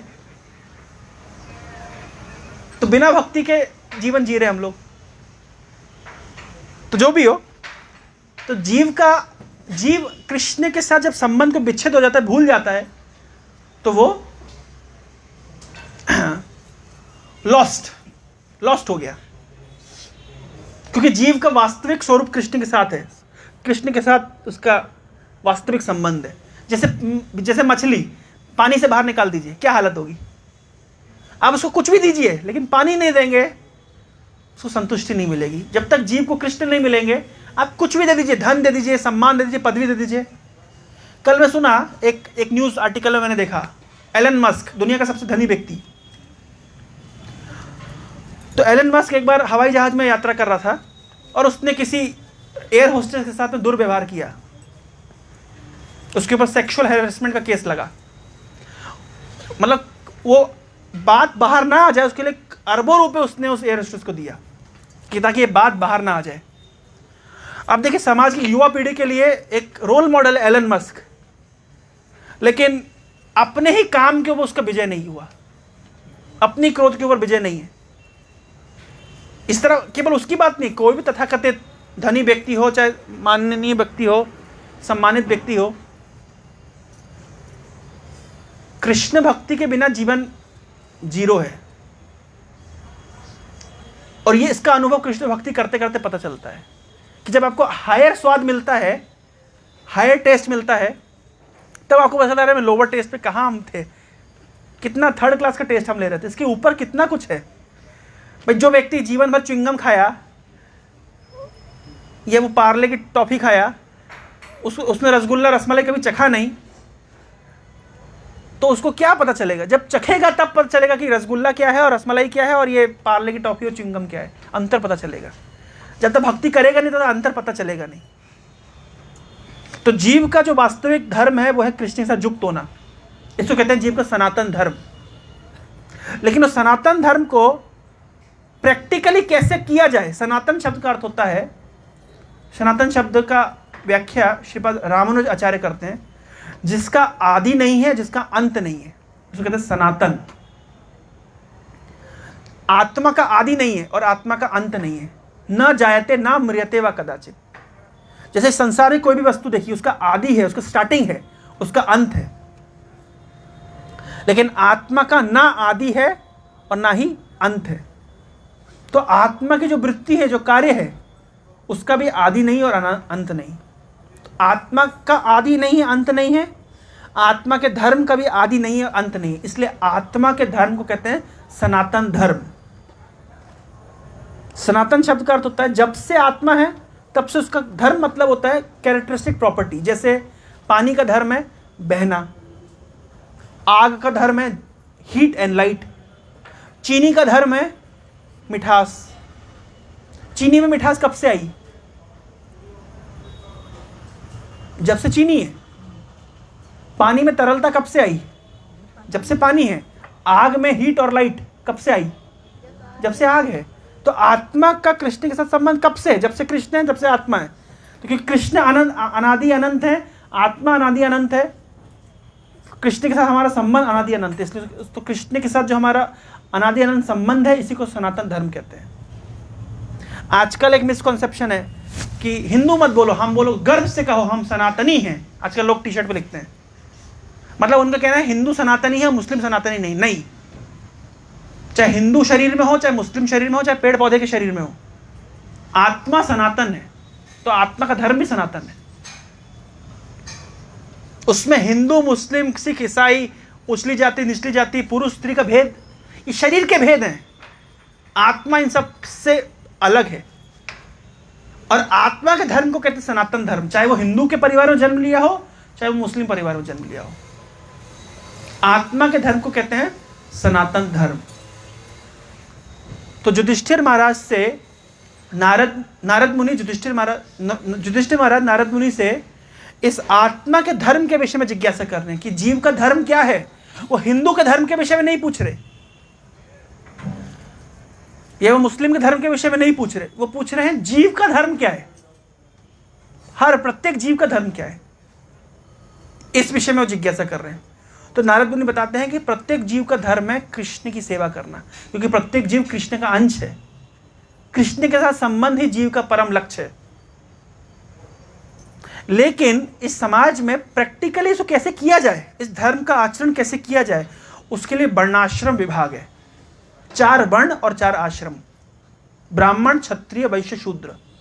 अपने गुण और कर्म के अनुसार हर व्यक्ति का अपना स्वभाव होता है, वो अपना अपने प्रकार का ऑक्यूपेशन, कार्य ढूंढता है।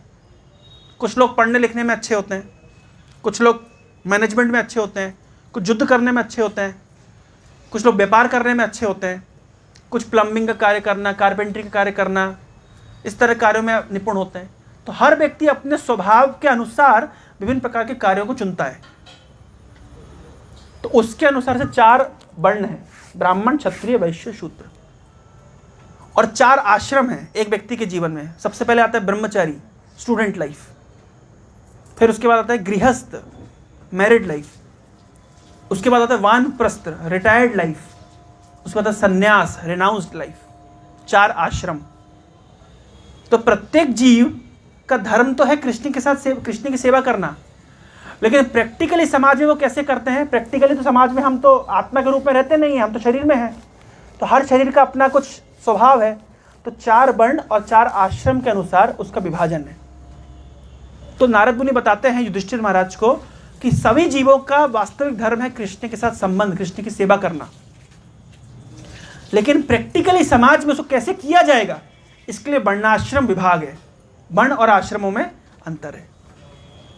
तो इस वर्णाश्रम विभाग का उपदेश, प्रवचन नारद मुनि ने करना शुरू किया, जिसमें उन्होंने 4 वर्ण यानी ब्राह्मण क्षत्रिय वैश्य शूद्र, चारों वर्णों के कर्तव्यों का निर्वहन कैसे हो उसका उपदेश किया, और चारों आश्रमों, ब्रह्मचारी, गृहस्थ, वानप्रस्थ और संन्यास, चारों आश्रमों का उन्होंने उपदेश किया। तो जब 4 आश्रमों का उपदेश किया तो सबसे पहले उन्होंने 3 आश्रमों के विषय में बताया, ब्रह्मचारी, वानप्रस्थ और सन्यास। 3, इन तीनों आश्रमों में एक समानता है। क्या? इस तीनों आश्रमों में पुरुष और स्त्री के बीच का जो सुख होता है इसको भोग नहीं सकते। कौन कौन सा आश्रम? ब्रह्मचारी, वानप्रस्थ और सन्यास। तो केवल पुरुष और स्त्री का जो सम्मेलन होता है ये केवल किस आश्रम में होता है? गृहस्थ आश्रम में होता है। तो पहले नारद मुनि ने ब्रह्मचारी, वानप्रस्थ और सन्यास 3 आश्रमों के विषय में बताया। उन्होंने बताया किस प्रकार से एक सन्यासी कॉन्स्टेंटली हर समय भगवान में चित्त को लगा के रखता है। तब जब युधिष्ठिर महाराज ने सन्यासी के धर्म के विषय में सुन लिया तब उनकी सहज जिज्ञासा आई। तब नारद मुनि से कहते हैं युधिष्ठिर महाराज, जो 14वें अध्याय में शुरू होता है, आज हम यहीं पे लेकर के अपने कथा को विश्राम देंगे, फिर इस प्रसंग को हम नेक्स्ट एक बार और, क्योंकि आज मैंने पूरा इंट्रोडक्शन दे दिया आप लोगों को, फिर पर्टिकुलरली गृहस्थ आश्रम के कर्तव्य हम अगले सत्र में सुनेंगे। तो श्री युधिष्ठिर उवाच गृहस्थएतां पदवीं विधिना जेन चांजसा यया देवर्षे ब्रूहि मादृशो गृहमूढ़धि।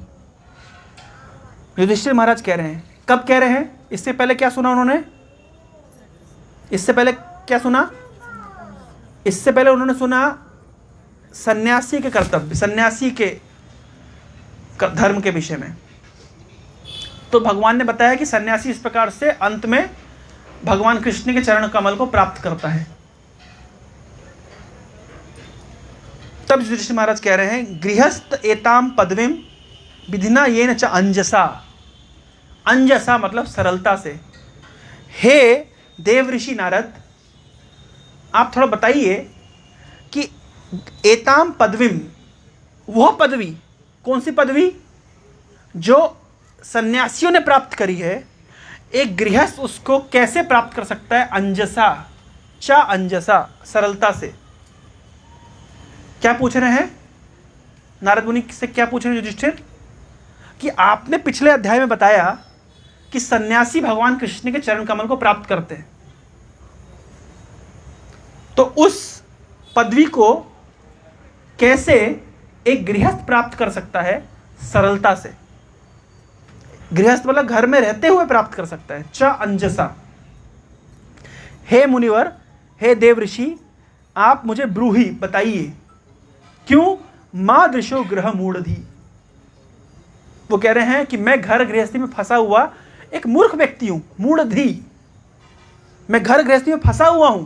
मुझे बताइए कि जैसे आपने पिछले अध्याय में बताया कि सन्यासी लोग जिस पदवी को प्राप्त करते हैं उस पदवी को हम कैसे प्राप्त कर सकते हैं घर में रहते हुए। हम एक मूर्ख गृहस्थ जो घर गृहस्थी कार्य में फंसे हुए हैं। यहां से युधिष्ठिर महाराज से एक और शिक्षा मिलती है। क्या?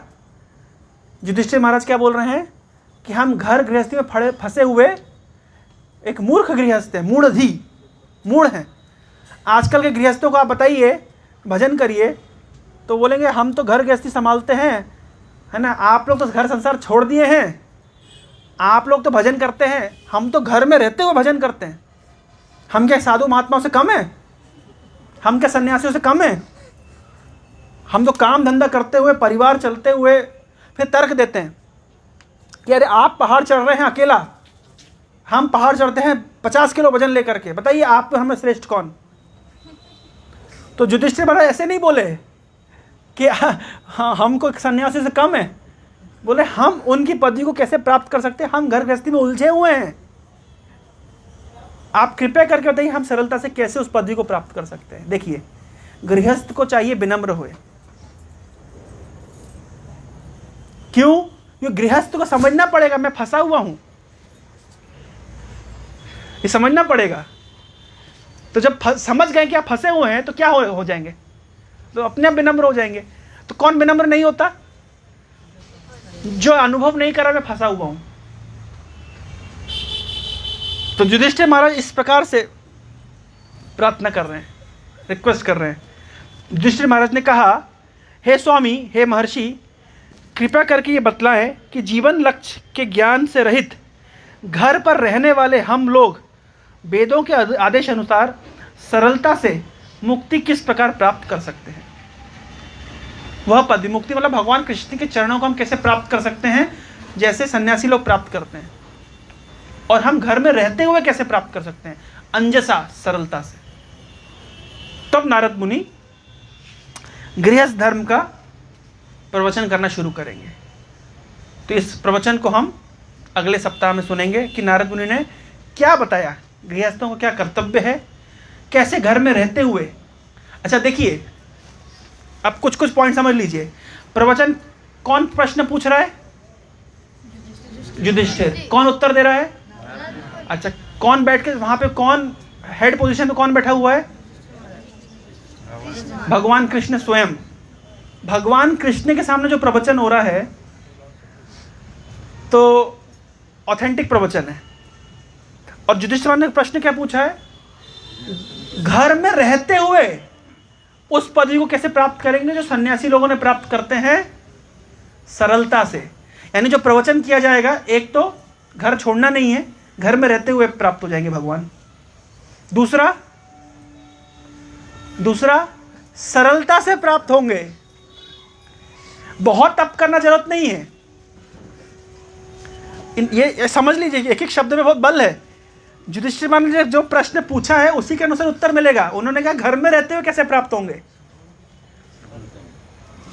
तो नारद मुनि उसी तरह से प्रवचन करेंगे, घर में कैसे रहते हुए प्राप्त होंगे। दूसरा, सरलता से कैसे प्राप्त होंगे, तो नारद मुनि बहुत कॉम्प्लिकेटेड नहीं बताएंगे कार्य, बहुत कॉम्प्लिकेटेड नहीं बात बताएंगे। एक बार चैतन्य महाप्रभु बताया था, एक बार चैतन्य महाप्रभु के ज़माने में बहुत छूत अछूत का ये चलता था। तो किसी मुसलमान व्यक्ति ने क्या किया, एक हिंदू के ऊपर से पानी छिड़क दिया। तो सभी ब्राह्मण कहते हैं कि तुम्हारी जाति अभी विनिष्ट हो गई है। तो पश्चाताप क्या है? पश्चाताप है कि तुम्हें है ना पिघलता हुआ घी पीना पड़ेगा, मतलब खौलता हुआ घी पीना पड़ेगा। तो वो कहता है मैं बचूंगा ही नहीं, तो पश्चाताप क्या रहेगा। तो गया वो चैतन्य महाप्रभु के पास, तो महाप्रभु को कहते केवल हरे कृष्ण जपो, कुछ मत करो। अंजसा, सरलता से। कोई बहुत ऐसा उपदेश नहीं करेंगे नारद मुनि, क्योंकि नारद मुनि जानते हैं ना, तो कितने गृहस्थों से मिलते हैं नारद मुनि। तो आप इतिहास में देखिए कितने गृहस्थों से मिलते, कितने लोग को प्रीचिंग किया है, उनको तो पता है ना गृहस्थ की स्थिति क्या है। तो ऐसा प्रवचन करेंगे अंजसा, सरलता से भगवान के चरण कमल प्राप्त हो जाए। तो हम अगले सप्ताह सुनेंगे कि किस प्रकार से गृहस्थ सरलता से घर में रहते हुए उस पदवी को प्राप्त कर सकता है जो सन्यासी लोग जंगल में जाकर के तप करके प्राप्त करते हैं। हरे कृष्णा कृष्णा कृष्णा हरे हरे, हरे राम राम राम हरे हरे। तो किसी के मन में कोई प्रश्न, जिज्ञासा, क्वेरी नहीं है तो फिर हम आपसे पूछेंगे आप लोग क्या सीखे। किसी के मन में कोई जिज्ञासा है?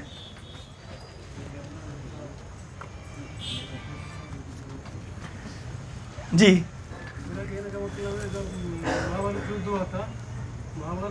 आज की कथा से प्रसंग कुछ पूछिए, इसी से है जी, बताइए। तो उसी टाइम को युधिष्ठिर महाराज का प्रश्न जो थे, तब वो नारद जी से वो प्रश्न क्यों पूछ रहे थे? वाह, क्या बात है, बहुत अच्छा, आपका बहुत अच्छा प्रश्न है कि जब राजसूय यज्ञ हुआ था तो कृष्ण जी थे, तो डायरेक्ट कृष्ण से पूछ सकते हैं, है ना।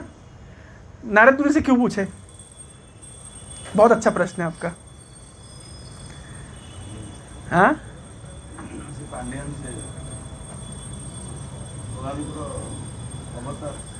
हाँ, ये बहुत अच्छा प्रश्न उन्होंने पूछा। वो भगवान से डायरेक्ट पूछ सकते थे। तो बहुत सारे कारण हैं इसके। एक तो भगवान क्या मूड से बैठे थे वो भी सुन लीजिए। परम पूज्य राधा गोविंद महाराज बताते हैं कि जब युधिष्ठिर महाराज बोले कि हम तो घर में गृहस्थी में फंसे हुए गृहस्थ हैं, हम कैसे मुक्त होंगे, हम कैसे भगवान के चरण कमलों को प्राप्त करेंगे, तो युधिष्ठिर महाराज इस मूड में पूछ रहे हैं। तो भगवान कृष्ण वहाँ पे कैसा मूड दिखा रहे हैं? बोले मैं ज़्यादा फंसा हुआ हूँ। भाई युधिष्ठिर महाराज की तो 2-4 शादियाँ हुई होगी, लेकिन मेरी तो 16,108 शादियाँ हुई है, तो मैं ज़्यादा फंसा हुआ, मुझे ज़्यादा सुनने की ज़रूरत है। भगवान कृष्ण भी इस तरह सुन रहे हैं कि हाँ हम तो बहुत फंसे हुए गृहस्थ हैं, तो कैसे हमारा उद्धार होगा। तो इस भाव के साथ भगवान कृष्ण भी कथा सुन रहे हैं। तो प्रश्न है कि भगवान कृष्ण से पूछ सकते थे, तो क्यों नारद मुनि से पूछे? देखिए, भगवान अपने आप को खुद नहीं देते हैं। भगवान खुद की संपत्ति नहीं है। भगवान किसकी संपत्ति है? भगवान भक्त की संपत्ति है। तो भक्त भगवान को दे सकते हैं आपको, भगवान खुद आपको नहीं दे सकते। इसलिए भगवान अगर चाहते हैं तो किसके पास जाना पड़ेगा? भक्तों के पास जाना है। कृष्णा जे दो पार, कृष्णा दीते पार, तुम्हारा शक्ति आछे, तुम्हारा करुणा हमी तो कंगाल, धाय तव पाछे पाछे।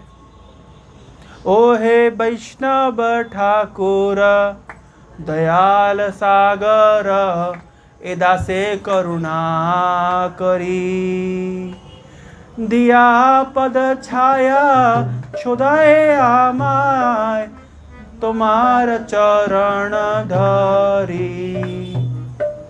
इसी गीत में आता है, कृष्णा से तोमार, कृष्णा दीते पार, तुम्हार शक्ति आछे, आमी तो कंगाल, कृष्णा कृष्णा भोली, धाई तब पाछे पाछे। आमी तो कंगाल, कृष्णा कृष्णा बोली, धाई तब पाछे पाछे। मैं कंगाल हूं, मेरे पास कृष्ण नहीं है, आपके पास है, मैं आपके पीछे पीछे भाग रहा हूं, मुझे कृष्ण दीजिए। तो कृष्ण किसकी संपत्ति है? भक्तों की संपत्ति है। तो भक्तों की संपत्ति है तो कौन दे सकता है? भक्त दे सकते हैं। तो भगवान खुद भी चाहे तो मेरे को ले लो, तो नहीं ले सकते, भक्तों का सैंक्शन चाहिए। तो इसलिए युधिष्ठिर महाराज, यद्यपि कृष्ण वहां बैठे हुए हैं, लेकिन कथा किससे सुन रहे हैं? नारद मुनि से सुन रहे हैं। ये बहुत महत्वपूर्ण बात है। कनिष्ठ अधिकारी, 3 प्रकार के भक्त बताए गए, कनिष्ठ, मध्यम, उत्तम। कनिष्ठ वो होता है जो कहता है डायरेक्ट भगवान। नहीं आई थी ओ माय गॉड पिक्चर, उसको क्या कहते हैं? मैं हूं, भगवान है, बीच में कुछ, हमें किसी और की जरूरत क्या है? एक कनिष्ठ व्यक्ति का लक्षण है, कनिष्ठ व्यक्ति की सोच है। उत्तम व्यक्ति सोचता है कि मैं योग्य नहीं हूं भगवान के पास डायरेक्ट जाने के लिए। हम क्या डायरेक्टली मोदी जी के पास जा सकते हैं? हमें मोदी जी के सेक्रेटरी, उनके सेक्रेटरी, उनके सेक्रेटरी, उनके सेक्रेटरी के पास जाना पड़ेगा। उनके अनुमोदन पे मोदी जी से हम मिल सकते हैं। तो भगवान के पास हम डायरेक्ट नहीं जा सकते, हमें भक्तों के माध्यम से होकर के जाना पड़ेगा। यह है सही परंपरा। तो जो ओ माय गॉड पिक्चर वाले कहते हैं डायरेक्ट भगवान के पास जाओ, अरे हमारी योग्यता नहीं डायरेक्ट भगवान, ऐसा कहा गया है, आचार्य लोग बताते हैं, शास्त्रों में लिखा गया है, आप जाएंगे डायरेक्ट के पास, डायरेक्ट भगवान के पास। भगवान आप कौन? मैं नहीं जानता, लेकिन आप आइडेंटिटी कार्ड लेके जाएंगे, मैं इस्कॉन वाला हूं। ओ प्रोपा जी का आदमी है, ले आओ, भेजो भेजो। अब समझिए, ये कोई मजाक? ये सच है, ये बिल्कुल सत्य है। हम डायरेक्ट कृष्ण के पास जाएंगे, कृष्ण को आप कौन? तो परंपरा के माध्यम जाएंगे, ओ अच्छा अच्छा ये प्रोपा जी के आदमी है, ठीक है, इस्कॉन वाले हैं, चलो। कि किसी भक्त के माध्यम से जाना चाहिए। तो नारद मुनि के माध्यम से गुरु गोविंद दो खड़े काकू लागू पाए, बलिहारी गुरु आपने गोविंद दियो बताए। हिंदी में एक दोहा है कि गुरु जी खड़े हुए हैं, भगवान कृष्ण खड़े हैं, किसको पहले प्रणाम करेंगे? क्यों? आपकी कृपा से मैं जान पाया हूं गोविंद कौन है। प्रहलाद महाराज इस प्रकार बोले, एवं जन्म निपतितम प्रभाव वही कूपे, कामा भी कामा अनुया प्रोक्तान प्रसंगात। अरे मैं तो कुएं में गिरा हुआ था, लेकिन आपके भक्त देव ऋषि नारद मुनि ने मेरा उद्धार किया, इसलिए मेरे पहला कर्तव्य है उनकी सेवा करना। डायरेक्टली भगवान नरसिंह देव के सामने प्रहलाद कह रहे हैं, आपकी सेवा मेरा कार्य नहीं है, वो तो बाद में वो करूंगा, मेन है आपके शिष्य, आपके भक्त नारद मुनि की सेवा करना। परम पूज्य हल्दर महाराज इस प्रसंग में कहते हैं कि देखिए, भगवान का विग्रह पहले भी था, गीता पहले भी थी, कितने लोग भक्त बन रहे थे। कृष्ण को तो हम बचपन से जानते हैं ना, लेकिन फिर भी हम पाप कर्म में लगे हुए थे। जब हम साधु की कृपा प्राप्त करते हैं, तब हम वास्तव में कृष्ण को जान पाते हैं। तो इसलिए नारद मुनि के माध्यम से युधिष्ठिर महाराज भगवान कृष्ण के पास गए। तो आपका बहुत अच्छा प्रश्न है, बहुत ही परफेक्ट क्वेश्चन पूछा आपने। हरे कृष्णा। और किसी के मन में कोई जिज्ञासा?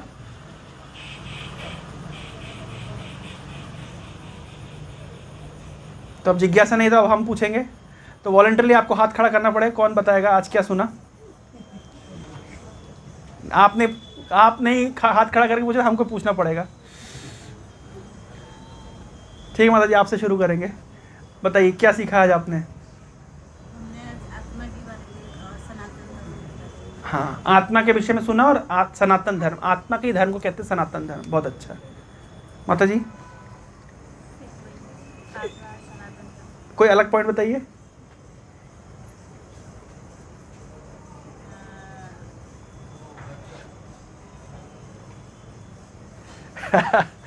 यस, घर में रहकर कैसे हम लोग को प्राप्त करेंगे? अभी तो पता नहीं चला, ये प्रश्न है, उत्तर अगले सप्ताह दिया जाएगा, अगली बार होगा।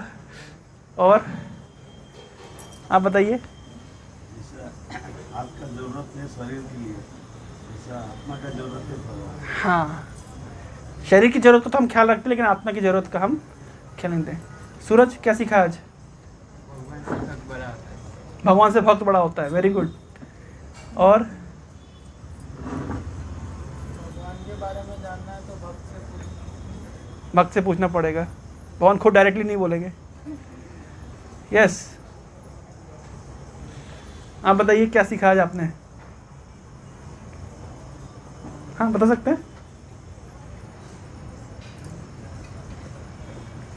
और कौन बोलेगा? यस प्रभु। हाँ बोलिए बोलिए। राजेश्वर यज्ञ के हाँ, और उसमें भगवान बैठे साधु जी थे। Very good. और मैंने बहुत महत्वपूर्ण बात बताई थी। माता जी क्या बताई थी? मंजू माता जी, क्या पॉइंट याद रहा आपको? बैठ के बोलिए।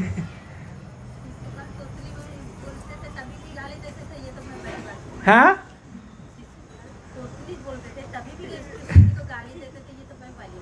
पहली बार सुने आपने। और मैंने भी बताया कि इतना बड़ा यज्ञ का आयोजन किया, लेकिन उनके पास समय था कथा सुनने का। कितनी बड़ी बात है ये। माता जी आप बताइए। भक्त पास जीवा दरकार। यस, आप कैसी के माता जी? शरीर का कार्य करने के लिए नहीं मिलते, और आत्मा के आत्मा भूल जाते हैं। हाँ, वेरी गुड। कौन बोले? माता कौन? आप बोले ना। हाँ, वेरी गुड। यस माता जी। हाँ, आप बताइए। जो 100 गलतियाँ हुई ना, उसमें हम लोगों को कृष्ण जी संदेश दे रहे हैं कि जब जब अधर्म ज्यादा होगा तब तक मुझसे। हाँ, अधर्म ज़्यादा होगा तो भगवान सुदर्शन चक्र निकाल लेंगे। यस, और कौन बताएगा? हाँ हाँ हाँ, तुम भगवान अच्युत होते हैं, मतलब कभी वो मतलब उसके स्थिति से नीचे नहीं। Very good, excellent. तुम भक्ति शास्त्री करने के लिए क्वालिफाइड हो। तुम टेक्निकल पॉइंट पकड़ लिया। यस, और पीछे? कोई भी कार्यभार लेते हुए भगवान की कथा सुन सकते। हाँ, कितना कार्यभार होगा युधिष्ठिर महाराज का, कि जहाँ साक्षात भगवान आए, देवता लोग आए, ऋषि मुनि आए, लेकिन फिर भी कथा सुन रहे हैं।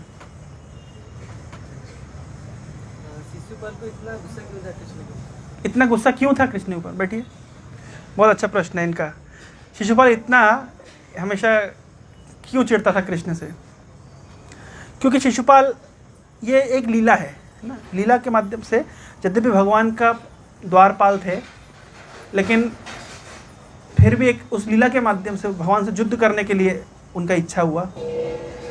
और लेकिन महत्वपूर्ण बात यहाँ पे ये है, नारद मुनि ने कही थी, ये आगे आएगा, आप सुनेंगे, कि जितना प्रेम से भगवान के प्रति मन नहीं लगता, द्वेष से ज़्यादा लगता है। भाई, आप जिसे प्रेम करते हैं उसका उतना स्मरण नहीं आएगा, जिसे ईर्ष्या करते हैं, द्वेष करते हैं, ज़्यादा स्मरण आएगा। लेकिन इसको कहते हैं प्रतिकूल कृष्ण भावनामृत, अनुकूल नहीं। जैसे कंस जितना कृष्ण को ध्यान करता था, हम लोग उतना ध्यान नहीं कर सकते। ऐसे कोई ताली भी बजा देगा तो कंस डर जाएगा, कृष्ण आ रहे हैं। ऐसे ऐसे करताल की आवाज़ भी आ जाएगी, कंस डर जाएगा, कृष्ण आ रहे हैं। लेकिन हमेशा डर भय, तो उसको कहते हैं प्रतिकूल कृष्ण भावनामृत। भक्ति की परिभाषा है अनुकूल है ना कृष्ण अनुशीलन। हमें कृष्ण का स्मरण करना चाहिए, लेकिन कैसे? अनुकूल भाव से। शिशुपाल कैसे करता था? प्रतिकूल भाव से। कंस कैसे करता था? प्रतिकूल भाव। यद्यपि कृष्ण भावना भावित था, हमेशा कृष्ण की भावना में रहता था, लेकिन प्रतिकूल, अनुकूल नहीं। ये भक्ति कैसी होनी चाहिए? अनुकूल है ना कृष्ण अनुशीलनम, अनुकूल भाव से। ठीक है, यहीं तक रखते हैं। बहुत बहुत धन्यवाद। और किसी को कुछ पॉइंट बताना है? शिशुपाल को क्या बता, मतलब याद था पिछले जन्म का क्या थे क्या नहीं थे? किसको शिशुपाल ना? वो गाली दे रहे देखिए, हाँ, अच्छा प्रश्न है आपका। शिशुपाल को याद नहीं था तो गाली क्यों देता था, है ना? देखिए, याद नहीं रहता, लेकिन जैसे मान लीजिए हृदय के अंदर जो भगवान बैठे हैं परमात्मा, वो व्यक्ति को याद दिलाते हैं। जैसे मान लीजिए हमारी बहुत मांसाहार करने की इच्छा है, तो प्रकृति क्या करेगी? हमें अगला शरीर देगी शेर का। तो शेर के शरीर में हमें मांस भक्षण करना है, साग सब्जी नहीं खाना है। कौन याद दिलाता है? कौन बोलता है? कौन सिखाता है शेर को कि तुम्हें साग सब्जी नहीं खानी है, तुम्हें मांसाहार करना है? हाँ, अंदर बैठे परमात्मा उसको उस तरह गाइड करते हैं। तो शिशुपाल जब क्योंकि इतना ईर्ष्यालु था, तो भगवान इसको गाइड कर रहे थे अंदर से कि तुम इस तरह गाली दो, परमात्मा के रूप में। उपदृष्टा अनुमंता, ये एक कॉन्सेप्ट समझना, परमात्मा कैसे कार्य करते हैं बहुत जरूरी है। छोटे छोटे उदाहरण दे। छोटा बच्चे को पानी पीना आता है, दूध पीना आता है, हमें सांस लेना आता है पैदा होते ही। कैसे आता है? कहाँ से सीखा हमने? जो पक्षी होते हैं वो मतलब सर्दी के दिनों में भारत आ जाते हैं, चिलिका लेक में आते हैं। कौन सिखाता है उनको कि अभी समय आ गया तुम्हें चिलिका लेक जाना चाहिए? हजारों किलोमीटर, 50,000 किलोमीटर से अधिक यात्रा करके वो पक्षी यहाँ पहुँच जाते हैं। और कैसे देखा हमने पक्षी कैसे आते? इस शेप में आते हैं, ट्राइंगल बना करके, ताकि वो हवा के बहाव को काटते हुए आ सके। कौन सिखा रहा है उनको? ये हृदय में बैठे परमात्मा इस तरह बुद्धि देते हैं। तो इस प्रकार से कोई व्यक्ति, हम जैसे मान लीजिए किसी की आकांक्षा है खूब धन कमाने की, तो ये आकांक्षा है, उसकी इच्छा है, तो उसका अनुमोदन कौन करता है? भगवान करते हैं। ये प्लान करो, ये करो, ये करो, वो करो, वैसा करो, वैसा करो। किसी की इच्छा है बहुत पढ़ाई करने की, तो अंदर से अनुमोदन करते हैं, ऐसा पढ़ो, वैसा पढ़ो। हमारी जैसी इच्छा होती है, उसकी इच्छा के अनुरूप भगवान परमात्मा के रूप में अनुमोदन करते हैं। तो परमात्मा कार्य को समझना ये बहुत महत्वपूर्ण है। अगर हम इच्छा करें मैं कैसे भक्ति में आगे बढ़ूं, वही परमात्मा हेल्प करेंगे, ऐसे करो, ये करो, ऐसे करो। कैसे मैं भगवान से दूर जाऊं, तो वही भगवान भुलवा देंगे, ऐसे करो, ऐसे करो, ऐसे करो, तुम भूल जाओगे। तो हम जैसा चाहते हैं, उपदृष्टा अनुमंता भर्ता भोक्ता महेश्वर, उस प्रकार से परमात्मा हमारे हृदय में अनुमोदन करते हैं। हम कृष्ण की तरफ जाना चाहें, अनुमोदन करेंगे, कैसे ऐसे करो तो आगे जाओगे। पीछे जाना चाहें, वो अनुमोदन करेंगे। हमारी इच्छा के अनुरूप परमात्मा हमें हमारे साथ रेसिप्रोकेट करते हैं। ये सब भगवद गीता के 13वें अध्याय में भी विस्तृत वर्णन है, 15वें अध्याय में भी इसका विस्तृत वर्णन है। आप लोग गीता में पढ़ेंगे तो आप लोग को ये कॉन्सेप्ट क्लियर हो जाएगा। हरे कृष्णा कृष्णा कृष्णा हरे हरे, हरे राम राम राम हरे हरे। ग्रंथराज श्रीमद् भागवतम की जय। जगत गुरु शील प्रभुपाद की जय। गौर प्रेमानंदे हरि हरि।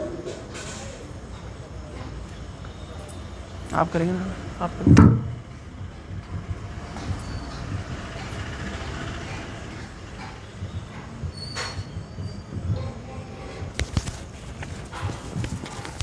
ये लगा लीजिए साथ में।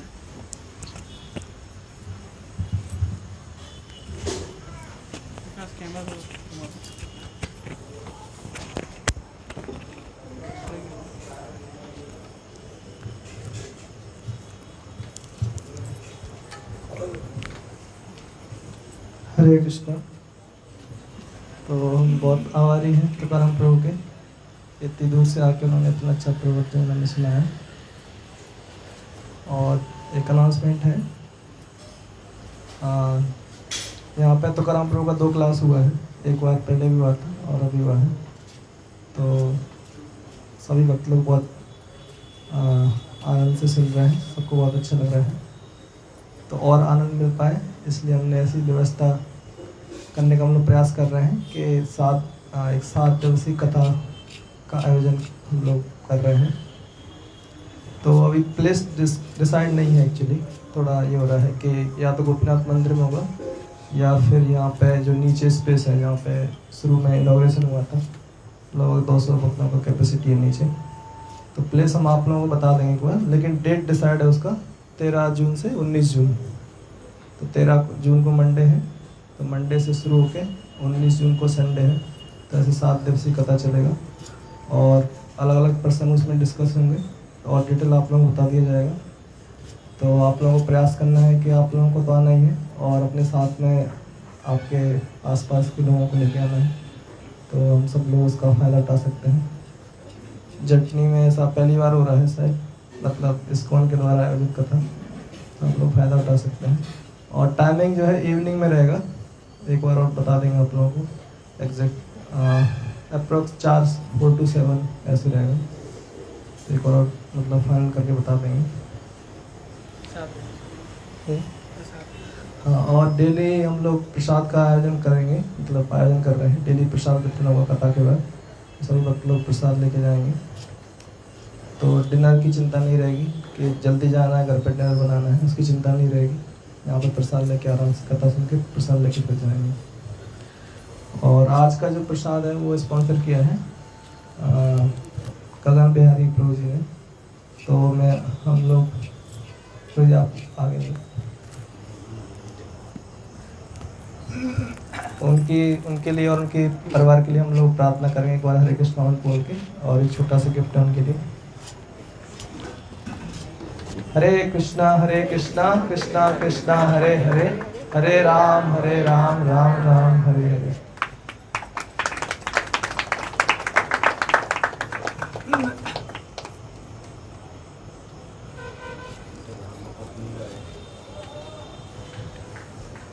कीर्तन करें।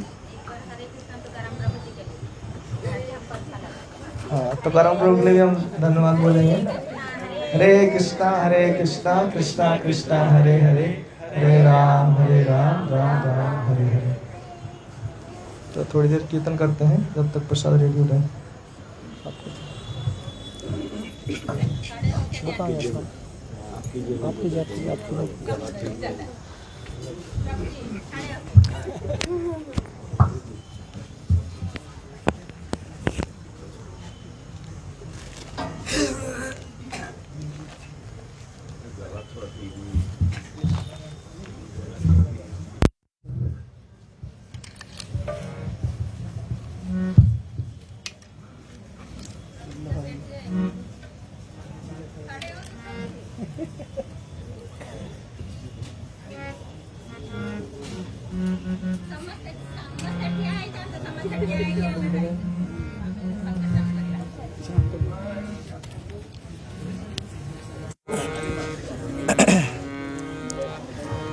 हरे कृष्णा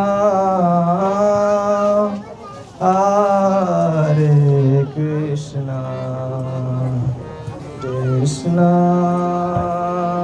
कृष्णा हरे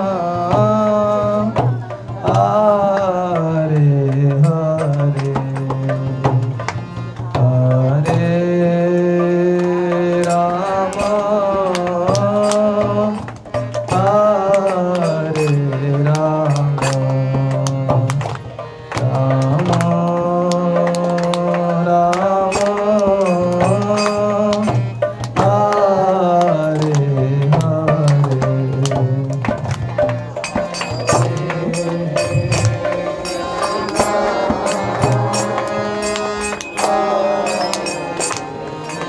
राम राम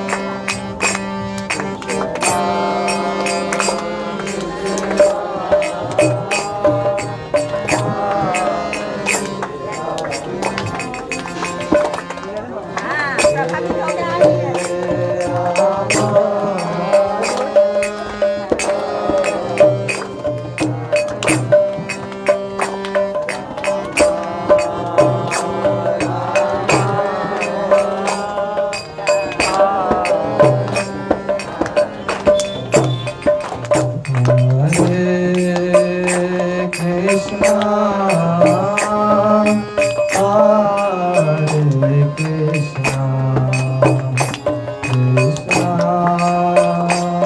कृष्णा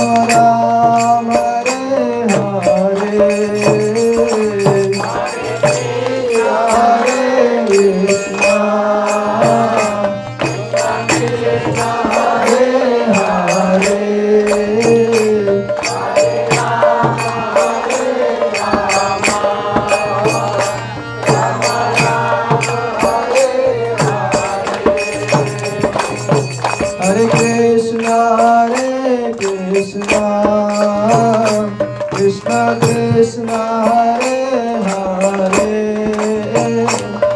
हरे Ram Ram Ram Hare Hare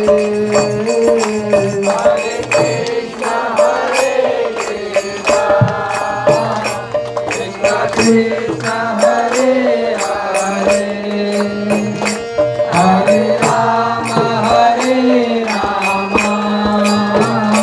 Ram Ram Hare Hare Hare Krishna Krishna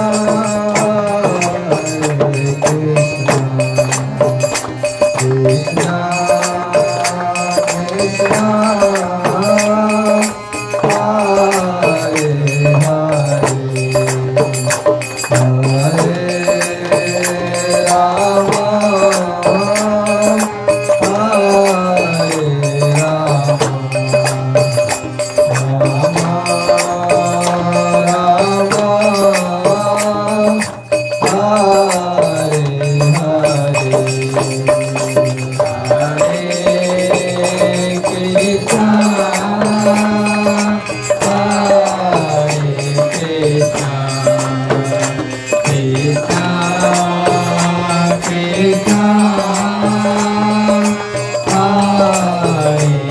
Hare Hare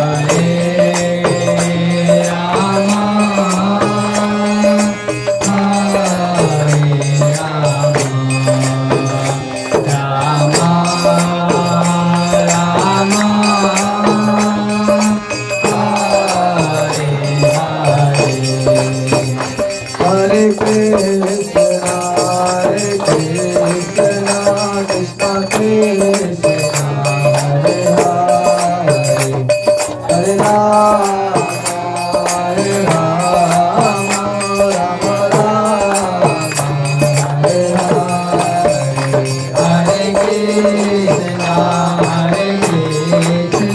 Krishna Krishna, Hare Hare,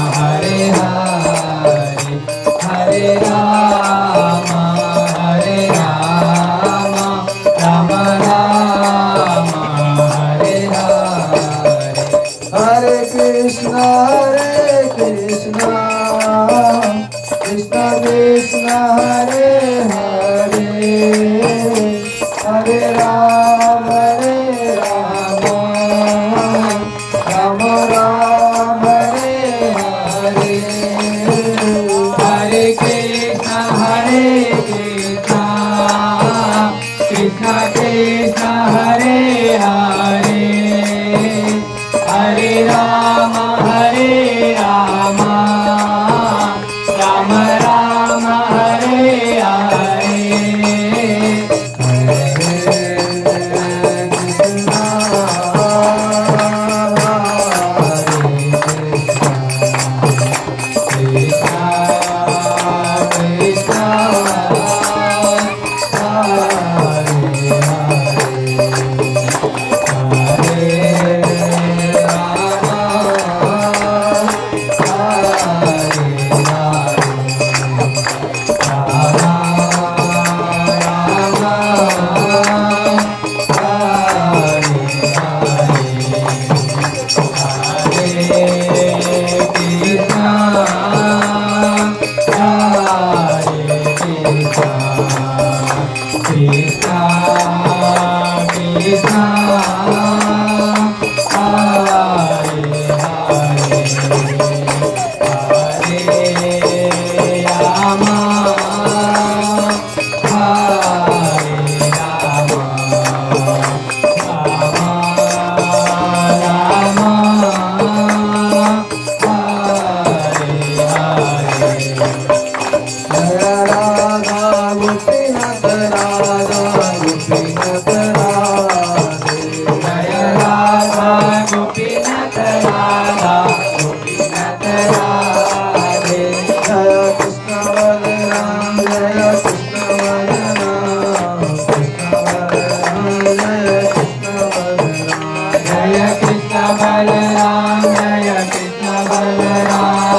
Krishna Balaram, Jaya Krishna Balaram.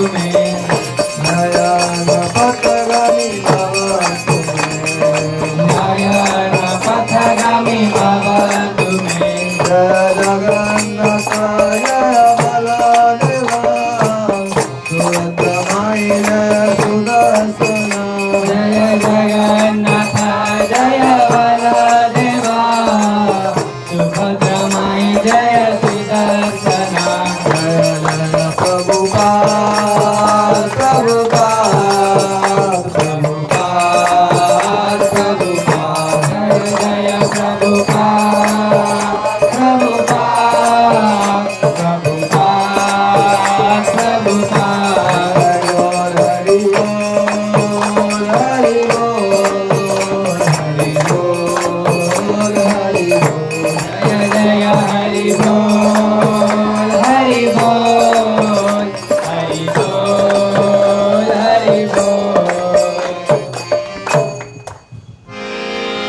Srila Prabhupada की जय। जय। प्रणाम संकीर्तन की जय। जय